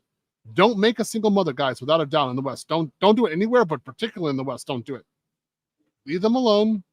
Let them be with guys who accept these kinds of women. You go elsewhere. You have high standards. You do well for yourself, and you totally avoid this kind of nightmare. All right, guys? Facts. Well said, Theo. Well said. Fantastic. Okay, so next one to react to. Let's react to this clip over here. Okay. Have a lot of options out. It may look like we have a lot of options out here, but we really don't. Most of these people are broken. They're traumatized. They're toxic. They're cheaters. They're liars. They're manipulators. So if you have someone good in your life, someone genuine in your life, hold on to them tight.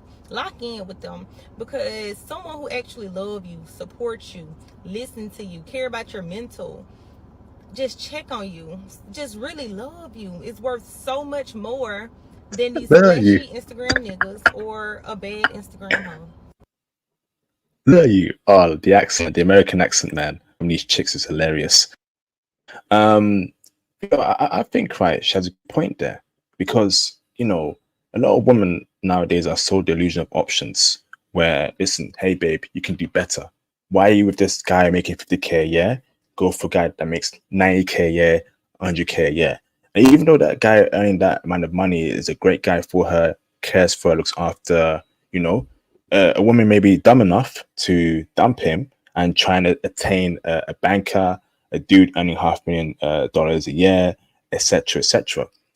But the culture, the media tells women, go for more, go for more, go for more, not knowing that what you have currently may be your best option, may be the one for you. But women are sold that lie. So they keep practicing hypergamy, hypergamy, to the point where it all ends in tears when things don't go right for them. What's your thoughts here, Theo? My thoughts here are that women usually cheat on the kind of men who actually follow this kind of logic or qualify for this kind of logic. So if the guy is good to her, treats her well, pays for dates, listens to her emotions, things like that, she's going to cheat on him. And she's going to say that she's bored. And then she's going to say, I couldn't understand why, but I needed Chad and Tyrone. So for the most part, what happens, guys, is that this kind of Western woman gets destroyed by Chad and Tyrone, talks this way for a while, talks to one of you, a nice guy, you build her up, repair her, then she gets bored with you and goes back to Chad and Tyrone. Okay? So you can't, this kind of woman is broken. Do not attempt to date at all, even if she's saying this. Look at her actions, particularly her past actions.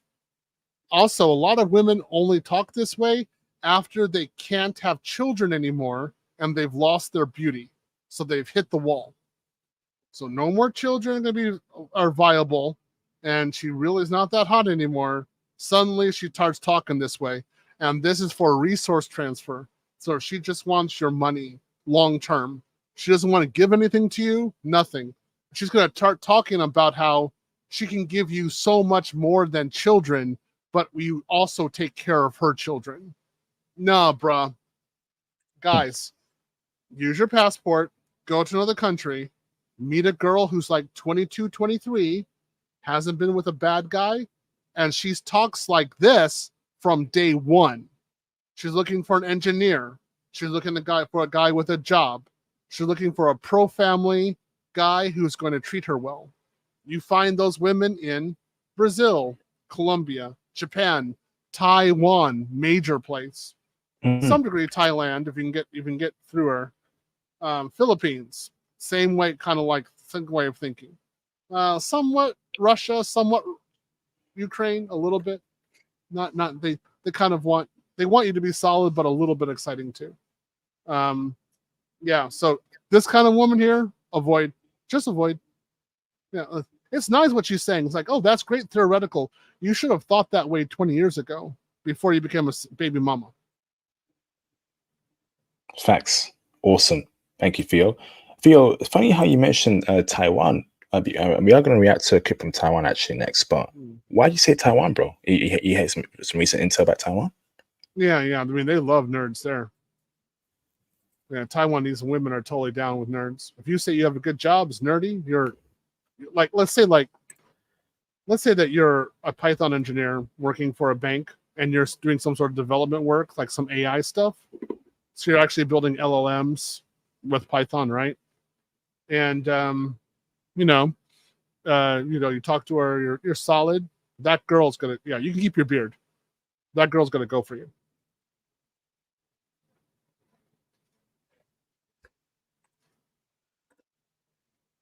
You there? Did you faint?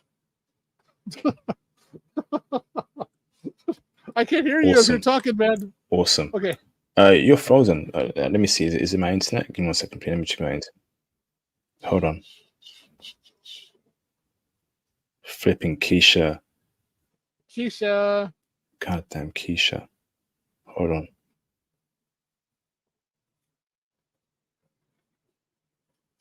See if I can write to you. I'm here.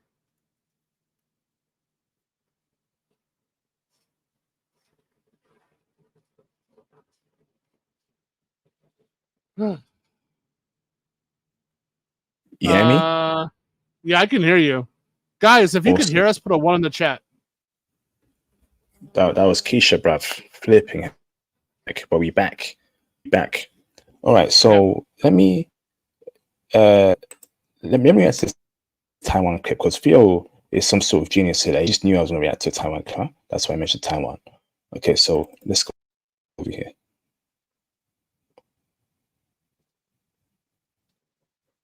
His internet's bugging out. All right, hold on. Oh, flipping heck, bruv. I have fiber optic. I'm just saying. I'll be back. Hold on. What the fuck is going on? Language. Are we back? Yeah, I'm back. We're back. Okay. We back to back like Chicago Bulls in the 90s? We're not that back. Sorry. Let's go. What are your names? Kelly. I'm Anya. Where are you guys from? Taiwan. I'm from Thailand. How is dating culture different in your home countries than in the United States? Girls in Taiwan is more like conservative. So like they hope boys make promise, but like compared to America, I think they're more like casual dating. They're like seeing each other, nothing serious. Very casual, friendly, and they use apps pretty frequently, and they can like meet each other and like they move really fast, Okay. but nothing like Taiwanese. Can you say more about how it is in Taiwan? People always introduce their friends to other friends, not like using the dating apps. Always through the nightclubs, they go to the clubs and meet new people, and they don't, like I said, they're like more conservative. Yes, take it slow. Yeah. And then get married? Yes. Yeah, okay. Then get married. I'm not really sure how the dating in Americans like, but in Thailand, yeah, me and my boyfriend, we are friends of the friends. We meet up,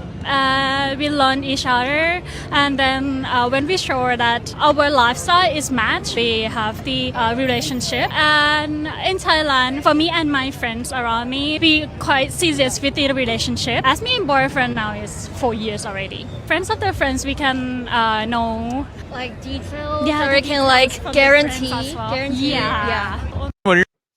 That proves it all, Theo.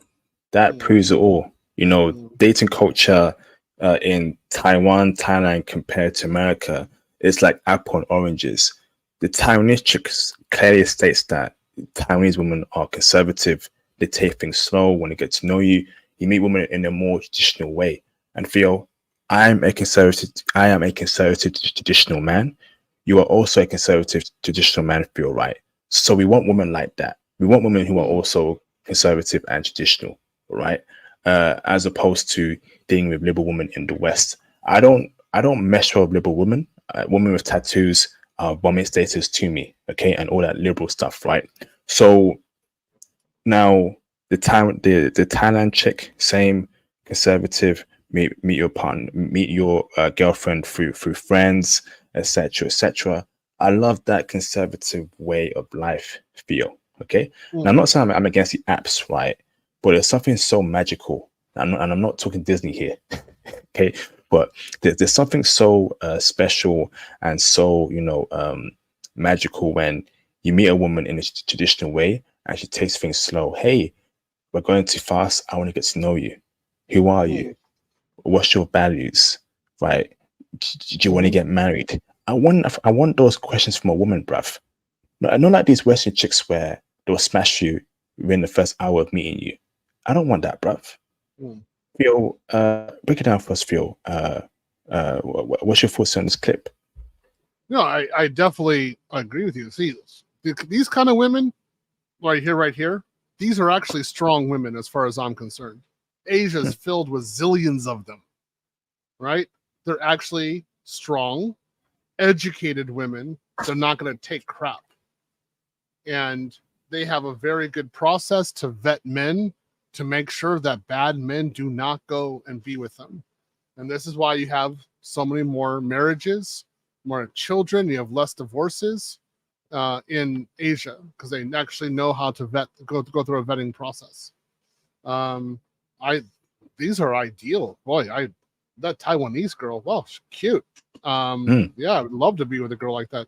The Thai girl too, but they're both of these women. I think the chat would admit these two women are wife material. They're straight out. Yep. They're not really girlfriend material. They're straight out wife material. It's like it says in the Bible, "Blessed is he who finds a wife." Well, boom, right there, you got them. Got to take them out of Chicago. They're going to be corrupted. Is that Chicago? I'm pretty sure that's Chicago. But you gotta get a room. Gotta take them out. But yeah, these are wonderful women. These are the kind of women that we want to date. So compare them to Western women. They don't have standards like this. They don't have this kind of feminine energy. These two women are extremely strong and they're feminine. I mean, really strong. Compared to Western women, these women are much more feminine and strong. So, guys, who would you want to date? Who would you want to date? Really? Let's go to chat, all right? Who would you rather have? Traditional woman like this, or do you want the Western woman? Go ahead and write your choice down in the chat. Let's see how you guys say it. Facts. I think we need to do more research on Taiwan. So we have done streams on Taiwan. I think I've done 1 or 2, but I feel like that is truly an untapped gem because I'm hearing some good things as to how they treat Black people and how they treat Black men there. It may be another spot where black men got to focus on. I'm hearing that Taiwanese women, a lot of them are wifey. You know, these Taiwanese chicks. Is this a case for you where we got to get 1 million black men over to Taiwan, sorry, by the end of 2025?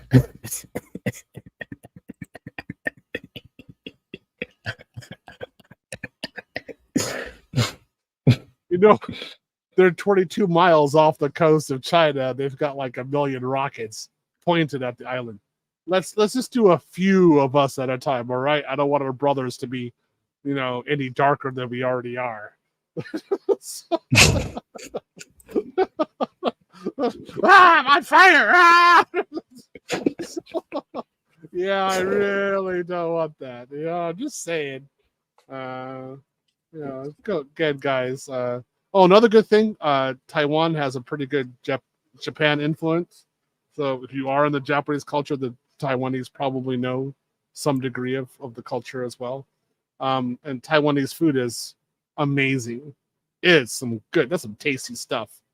So, I mean, can you imagine having like a good nerdy conversation about computers and you're talking anime, manga, manga, and then you go out to a good restaurant and you're eating something you like exotic you've never had before, and she's just sitting there talking to you intelligently. She's covered, she's not showing any of her body parts, and she's just smiling to you, and that's her natural hair.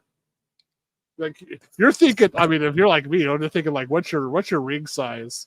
Let's just measure you right now. Like, what's your ring? Okay, now I know your ring size. Okay, we're good. Facts, absolute facts, man. If you've been in Taiwan, hit me up on IG, please. Let's get that Taiwan stream done because I'm hearing some good things about there. Fantastic, absolutely fantastic. Okay, so next one to react to. Let's go to video file. Let's react to this clip over here. Okay, big news coming out from the Trump admin. Big news. Okay, hold on.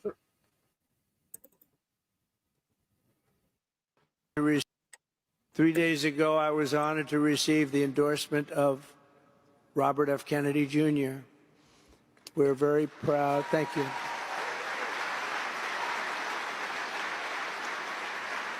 We're very proud to welcome Bobby to our cause. He's really a terrific guy. He's a terrific person. And he's going to do a lot of great things. I have no doubt about it. He's got some very good ideas. Some ideas that people weren't listening to. It's turned out to be right. Amazing. So RFK has suspended his campaign and recently endorsed Donald Trump to become president of the United States.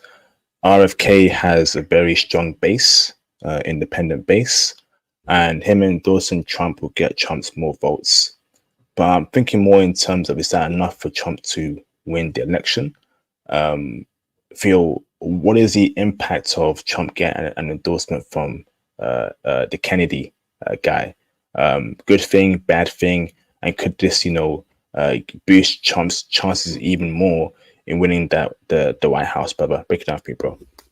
I think this is significant, to be honest, particularly because RFK Jr. was very popular with libertarians. And so if he gets, and those libertarians are mainly in the battleground states. So having this, even at just like a 2% boop support for Trump, this will be very big for his campaign. So this is only a win for Trump. I have to admit, this will be a big thing for him. Oh, fantastic. So now RFK, right? Looking at his policies, I thought he was more democratic thinking, more liberal thinking, but I appear to be wrong there. So he's very pro free speech. He's not about wars that much.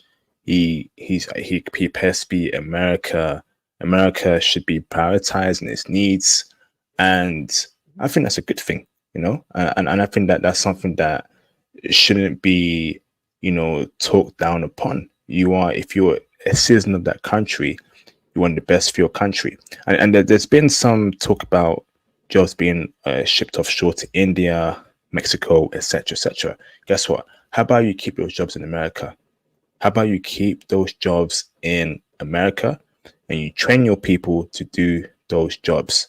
Can Trump and that RFK endorsement, right, Theo, make it more likely that those jobs will stay in America, brother, if Trump wins the election?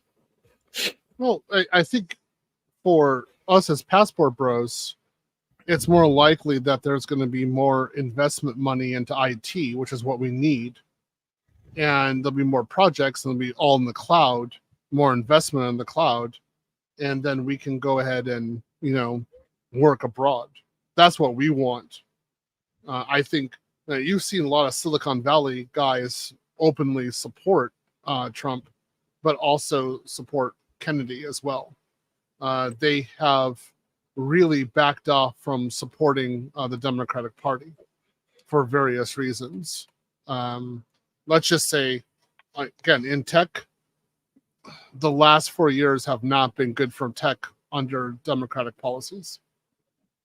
I mean, I really can't. I'm not happy at all.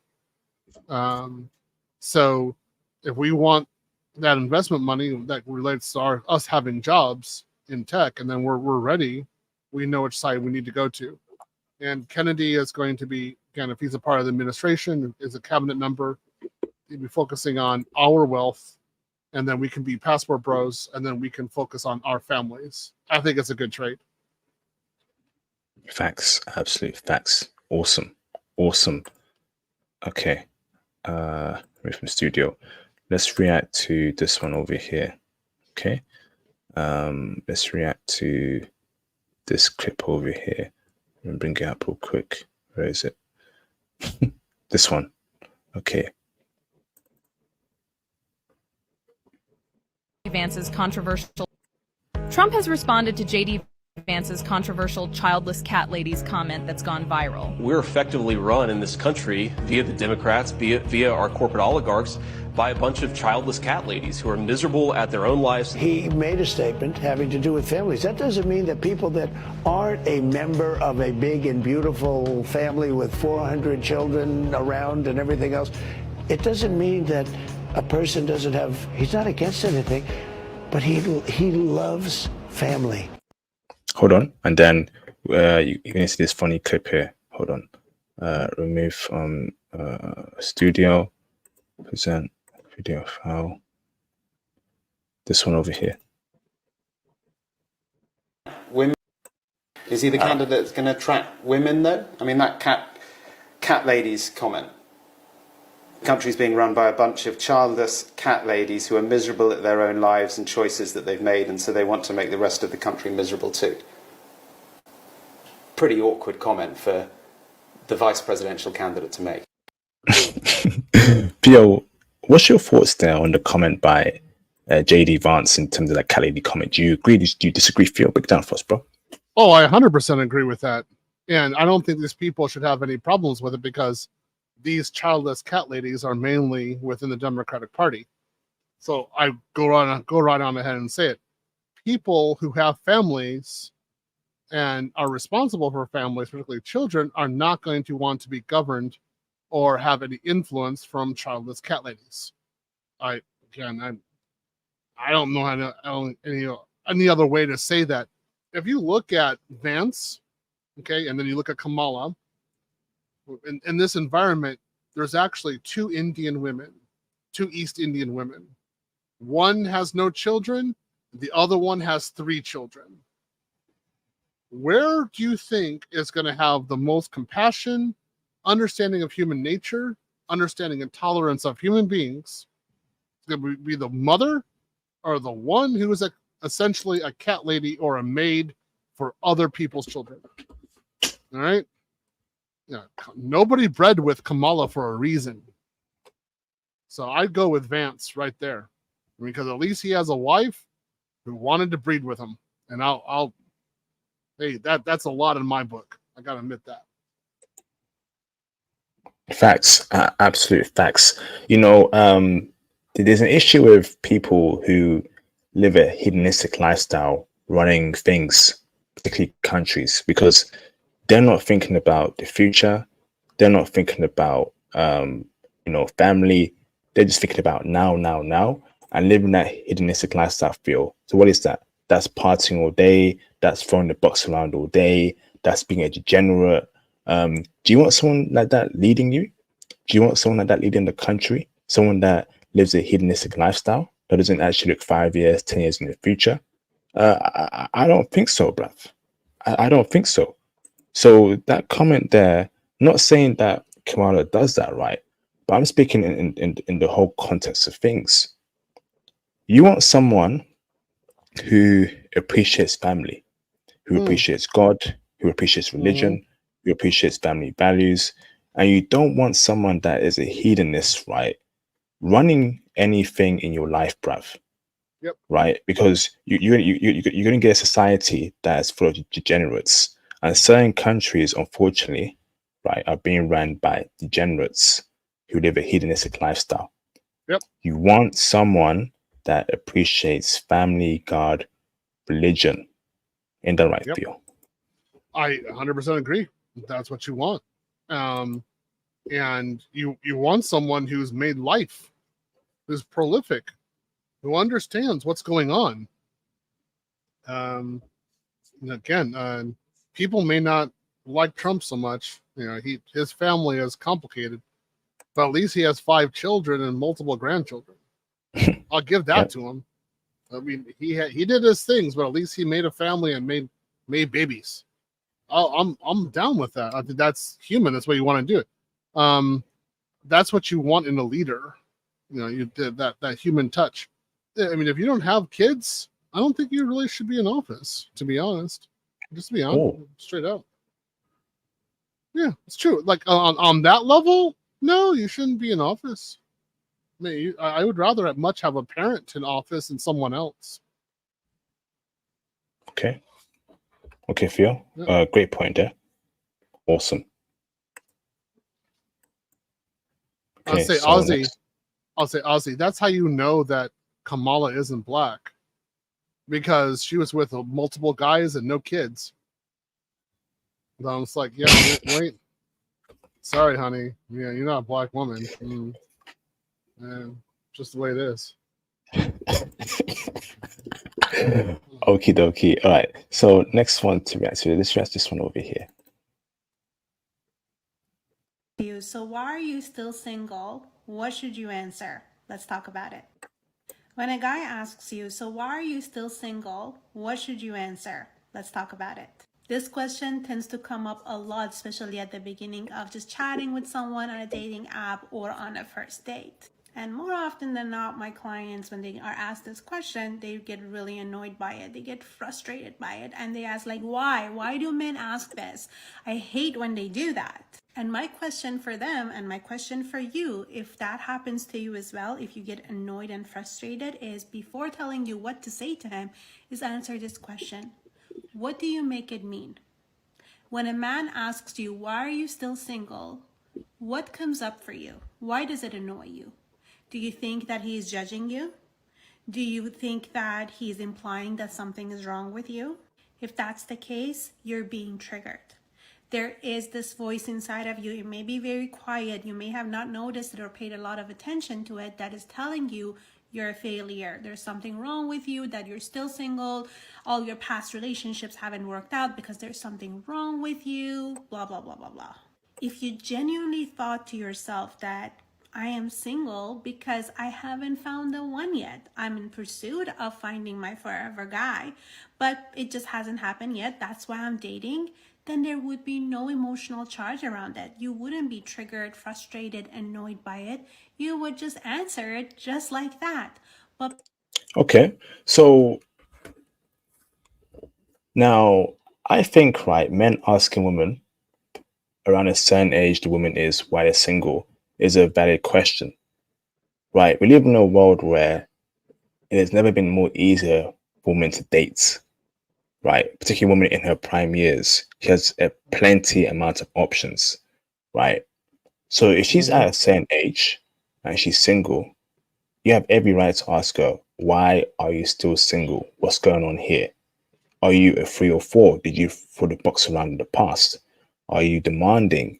Are you looking for, a guy that is only in the movies? Right? And I think it's a fair point here, Theo.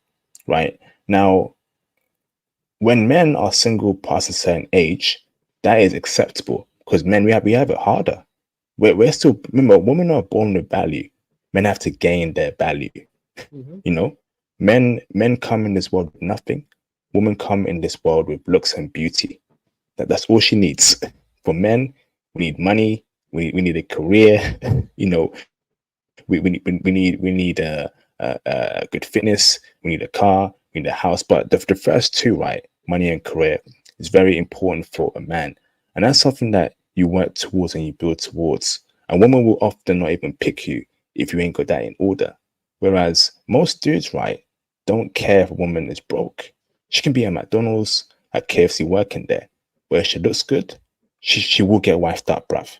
And she's got nice personality, she will get wifed up.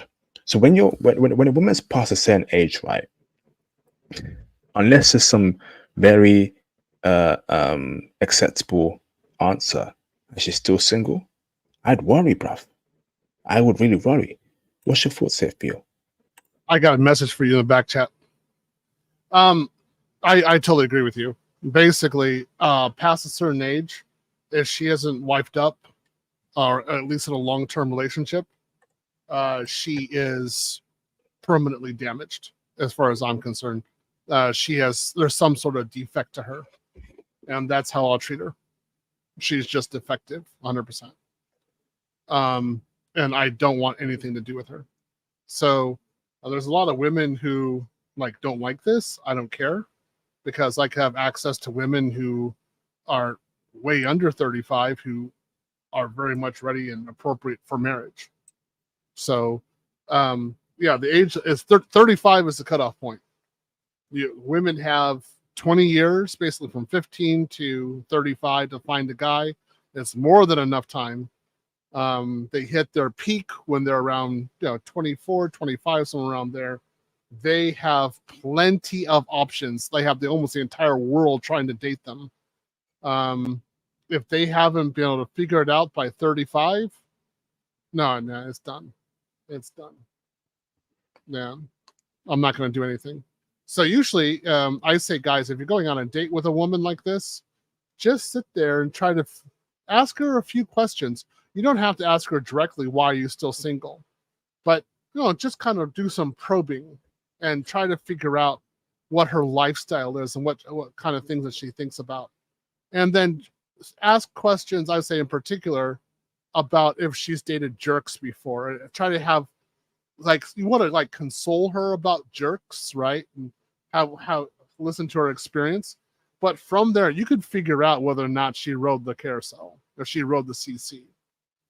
And, I don't know how many times that's what women said, she really opened up to me and I got rid of her. It's because, I found out that she wasn't wife material. She was for the streets and it was time to let her go. Guys, that's the way you should do it. Theo, do you think 35 is too high of a cut point? Would you say 28, 29 is a cut point? Why 30? I know you mentioned why, but isn't 35 still too long for women to find a guy? To me personally, by at least, honestly, Theo, by at least 24, 25, it should be locked in.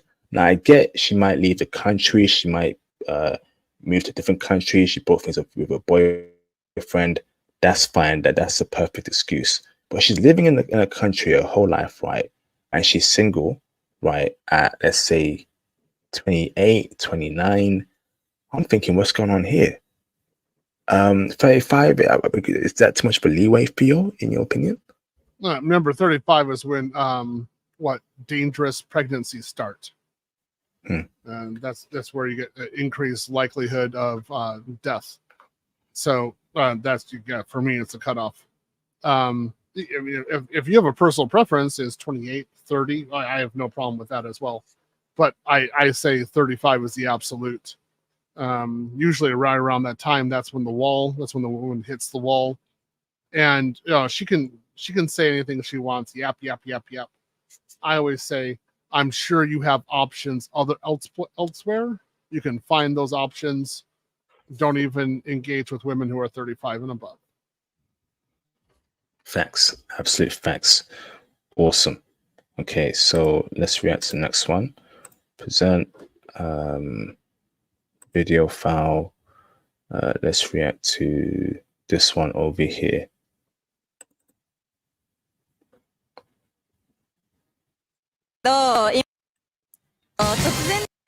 Theo, this Theo, when you watch this clip, Theo, this might be some real simping going on that we're not aware of in Japan, but it's going to shock you, Theo. So we need to have a deep discussion here, Theo, when we finish watching this clip. Okay. So watch the screen, because I don't know if I know you know Japanese well, but this is some terminology where we've not heard before. なんですけど、今目の前に3人の女の子がいるんですけど、一番タイプをよかったら教えてください。あ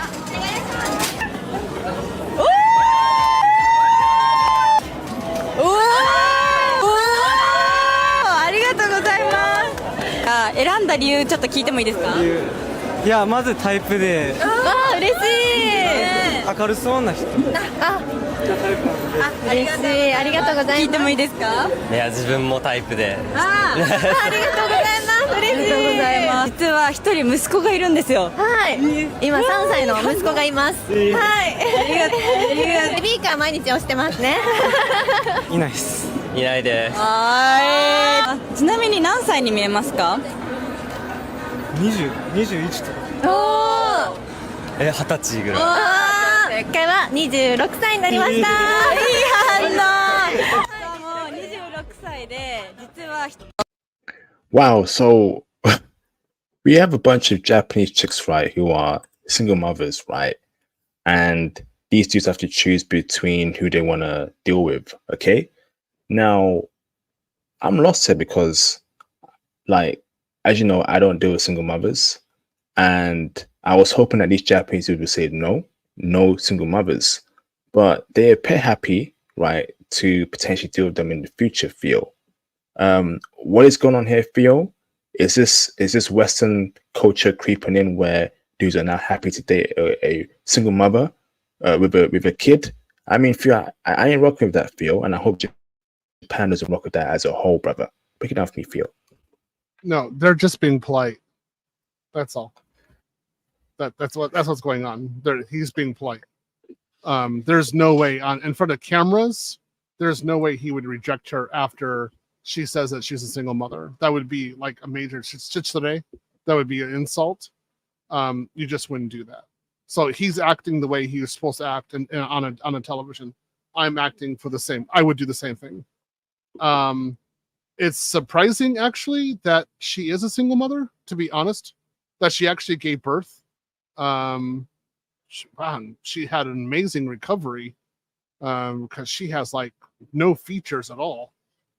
So I'm kind of surprised. Usually mothers in Japan got at least a little bit more back there. I wonder what she was like before she got pregnant. The single mothers are very rare in Japan. So less than 2% of all mothers are single mothers in Japan. So it's not an issue with simping. It's just he's acting the way he's supposed to act. And they're in Shibuya. That's Shibuya right there. Okay, awesome. So we ain't got to worry about it being acceptable across Japanese culture. Dating single mother, it's not a problem with that, like there is in the West. No, the way it is in Japan, most dudes are not going for single mother chicks. It's not even a possibility. Okay. Yeah, it's very rare. I mean, again, they're having to like kind of trick him in order to get this kind of situation. If he knew he had full information, oh yeah, there's no way she'd be chosen at all. Impossible. Awesome, fantastic. Stay strong, Japan. Don't allow Western culture to come and ruin your country the same way it's ruined itself in the West. Keep strong, Japan. Please keep strong. We can't have another country fall to the tentacles of the West. Yeah, well, the society will not tolerate single mothers like this, like we do in the West. Like, there's no welfare for her. There's no, because it goes against the social structure. So there's, I guarantee you, she doesn't have any welfare. She's probably working 100%. And the government or any kind of government agency she's working with is trying to get her married ASAP. That's why they're doing stuff like this. They're trying to promote her being married because they don't want to have her being a single mother. It's not good. Awesome. Fantastic. Awesome. Okay. So next one to react to. Video file.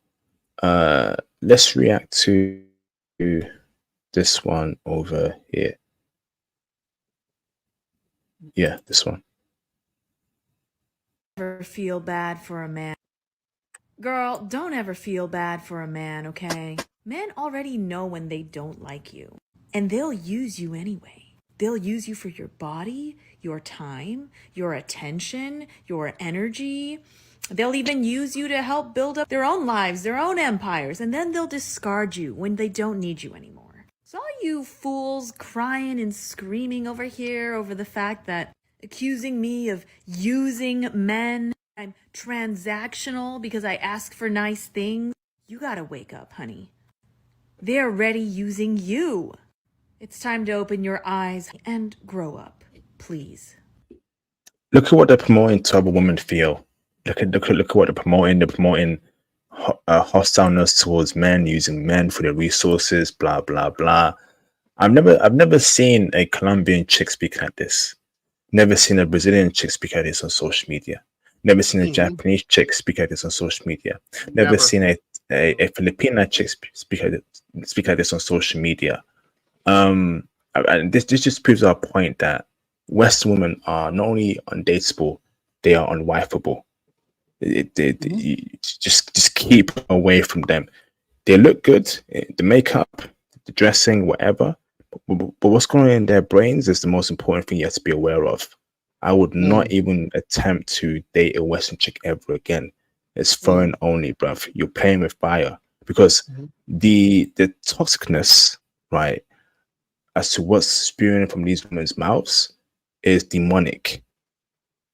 Right? They don't care about men. These women actually don't even like men like that. They don't like men. So you gotta get out and you gotta keep away from them. Thoughts here, Theo? These women are entirely broken. This is a woman talking this way. This is a broken woman. Entirely. She's actually dangerous to men. And what she probably did is tried to go out with Chad and Tyrone, and she got the result of that. And now she can't properly trust a man.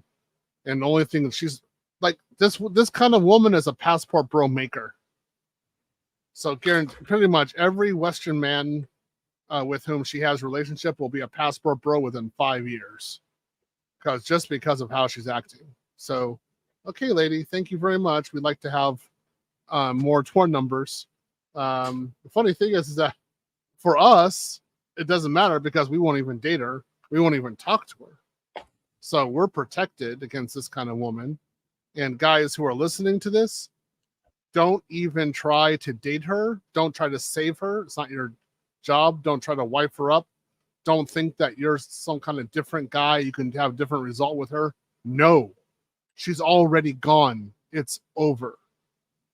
So don't even attempt. It's over, guys. Just go abroad, date a woman who's ready for marriage. Facts. It's too late. She's gone. She's gone. Yeah. It's too late. She's gone. Let me know what song that is in the live stream chat. If you know, you know. Yeah, this woman has definitely dated a few, like I said, you said Chad narcissist. Yep. She probably did Chad and Tyrone and Kareem narcissist. She's been around thinking that she can change them. And see, the thing is, like, ladies, anyone who's listening to this, men know that men can't be changed. They can only be trained in a certain way, and they only change through a subtle threat of force, and only men can do that. So changing for a woman, especially for a woman's body, ain't gonna happen. So you got all these women thinking that they can do something. Nope, doesn't happen. Facts, absolute facts. Get your passport. Get your passports. That is correct. Turtle and Dre 788. That is indeed the song I was singing from a very classic album back in the day. When that dropped, that was a game changer. Okay, so let's react to an article, Theo, about Brazil. Okay, and I'm sure you have your thoughts on this. Okay, so let me bring it up here. So it's too late. She's gone. She's gone. Said it's too late. She's gone. Okay.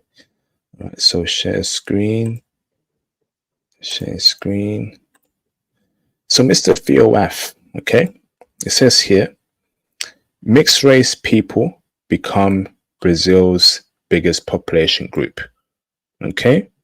Grouping that includes descendants of indigenous Brazilians as well as of Africans now outnumber white population. Okay, so it says here, mixed race Brazilians are now the largest population group in the South American country, the latest census has revealed, as a number of people identifying as African descended in Brazil continues to grow. Okay, new data from the 2020 census released on Friday shows that 92.1 million Brazilians identify as mixed race, equivalent to 45.3% of the population.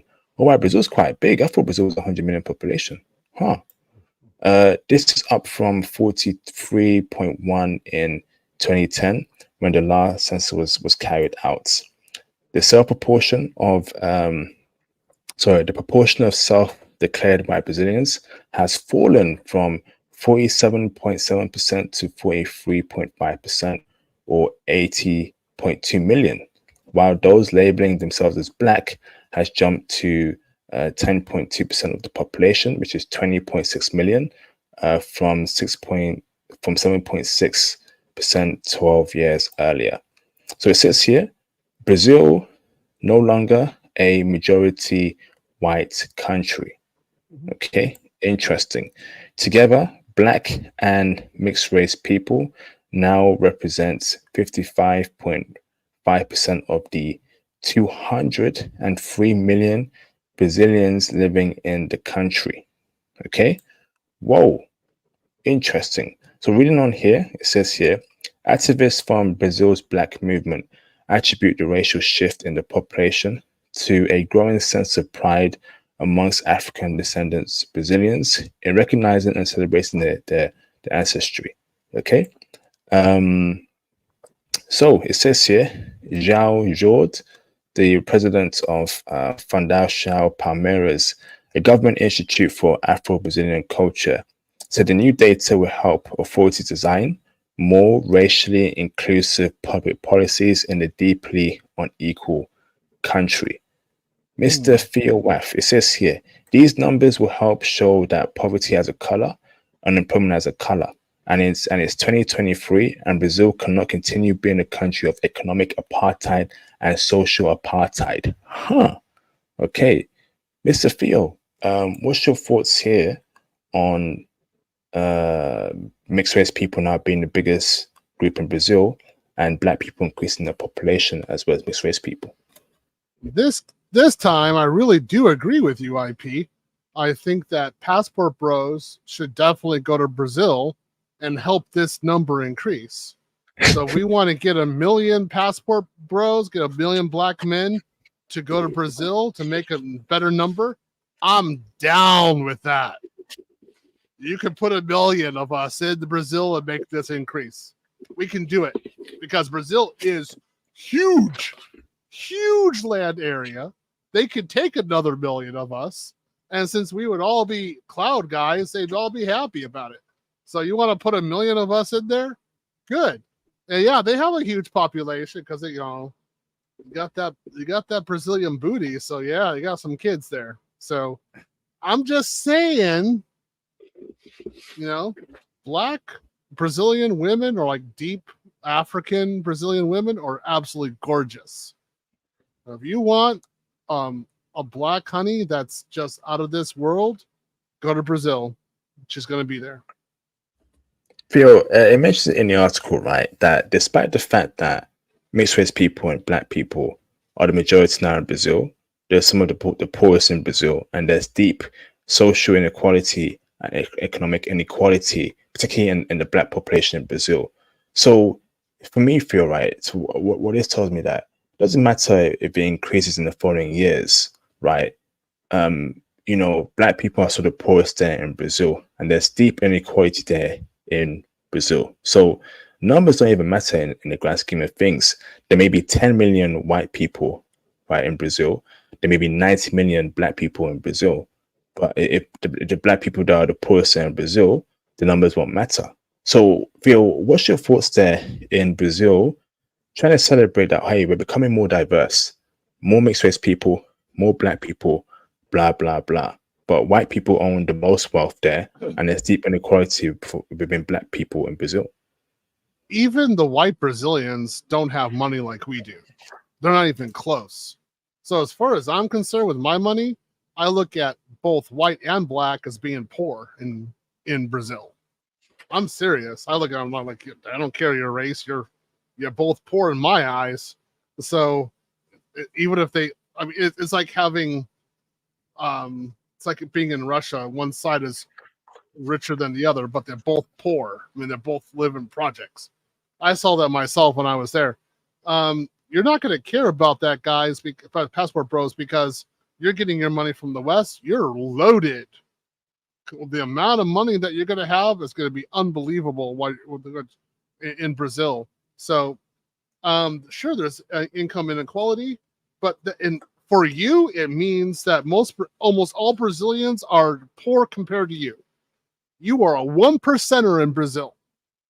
So go to Brazil, find the kind of woman you like, marry her, make some kids, and they'll all be richer than the people in your area in Brazil too. Enjoy yourself. Go get your honey in Brazil. Go get 1 million passport bros. Go make some families. Let's go do it. Let's do it. Awesome. Okay. Let's stop sharing here. Shout out to Mr. Duck. This is for the support. Appreciate you, bro, for the $5 super chat. How you doing, Duck? Hope you're well, bro. Hey, now Duck. That sounds like a Daffy Duck. Come on, bro. Yeah, I'm hungry, man. I want no casita. Yeah, nakasukuyo. I want some like Hong Kong level duck right now. Man, shit. I had under 100. I had under 1,000 calories today, so now I'm hungry. Yeah, I'm doing David Goggins diet, so oh boy, it's definitely kicking in. Oh, okay. Yep. All right. So let's get you. Let's make sure you go and eat. Then let's do one more clip then, Theo, and then we'll let you go and get you some whatever you want to eat. I want some duck and ramen. Oh. I'm just saying. Okay, I'll be quiet. Go ahead. You want some what? I want some duck in my ramen. Oh, that'd be good. You eat duck? Yeah, of course I eat duck. Huh? Duck is good. Yeah, man. Hey, quack, quack, quack. Give me that duck. Black man eating duck. Black man eating duck. I don't know any black man eating duck, bro. Go to China. You'll see plenty of black men eating duck. Yeah, I like it. That's it. Go to Japan. You and me need to go to Japan. I'll be getting some duck for you. I'll be like, okay, I don't care what you think you are. You eating this duck right now, all right? No, I don't want to eat duck. Yeah, you can eat it raw too. Ah! So anyway. Raw duck. Oh my goodness, bruv. Wow. Tasty. Brother, anyway. Hold on. Phil, you've had raw duck before. Raw duck. Yeah. Bro, are you serious right now? Raw duck. Yeah, I've had raw chicken too. Raw chicken. Theo, don't cat, bro. Be serious, I've had raw horse. What? Raw dolphin. Yeah. That was all in Japan? Yeah, of course in Japan. And when I was in Hong Kong and Beijing, I ate stuff I don't know what it was, and I didn't ask because I was scared to ask. So, that's the way the food is there. But in Japan, yeah, I knew what I was eating. Who the fuck is eating raw chicken, bro? Raw chicken, Japanese. They do it. Yeah. Oh my goodness, bruv. Raw duck, raw chicken, raw horse? Bruv, Yeah, cook that ish, bruv. No, you need to go to Japan longer. You'll find it out. I didn't know that the dolphin was that it was dolphin, and I didn't know it was horse either when I was eating it. So I remember having arguments with people afterwards, like, "How dare you do that to me?" But it was tasty, though. I mean, dolphins are intelligent. We shouldn't be eating them, Anyway, my little thing, I had a fun time abroad. What can I say? Wow. Okay, so this when we go back to this whole question, what do they want from Venezuela? They want the oil. When the oil started being used for the development of the masses of the people, they could not understand that. That to them, that doesn't make sense. The oil should be privatized and controlled by the West. It's the same thing that's in Haiti. Haiti has offshore oil. Haiti has gold. Haiti has iridium. They don't think the masses. To them, the masses should never benefit for their resources. There's no country that has faced the West that has said that we want to use our resources for the interest of our people that have not been attacked, that have not been trying to be overthrown. Wow. Powerful words, Seth. What's your thoughts, Seth, from this, brother? Yep. Yeah, that's true. I mean, I've known that for a long time. I'm like, he's acting as if this is the first time somebody's been saying that. They've been saying that since the 60s. So, very normal. All I can say is I wish the West would stop this, but my country is a prime contributor to such actions. So, something I don't like. Oh well. So I mean, like, something's got to give, though. Feel like these are countries that the people are living in dire poverty. The people are having their resources exploited. There's always some sort of war going on. I've noticed that, or always some sort of war. Particularly if they find something that is resource rich, right? A lot of meddling in people's affairs, political affairs. A lot of behind the scenes backhand deals. A lot of corruption. I thought the West was, a society where it's all about liberty and value, equality. Well, the way they move abroad doesn't really speak on that, and it's very frustrating, right? When they lie to you in your face. It's like we're being programmed, right, to believe everything they say to us. That we're the best. The way our life is the best. Our way of life is the best. No, it isn't. No, it flipping isn't, bruv. Yep. Because I see what they do abroad. I see what they do with their armies. Why is there a military base, right, in literally every continent and every other country? It's to maintain their power and their influence. That's why they spend billions on weapons every year, bruv, in the budget. Billions. Yep. Break it down for us, Phil. Yeah, I mean, I totally agree with you. And to be honest, particularly African countries, when they find resources, living in poverty is, for many millions of people, is the best case scenario. Because what usually happens is that a bunch of cemeteries open up because the populations die off because there's a war, or there's an internal strife, and this and that happens. And then, you got a bunch of full cemeteries, or, you can't find bodies afterwards because they all got burned up. It's a shame. It's another reason why, again, when we talk about Africa, you notice how I'm always pessimistic. It's because of these things.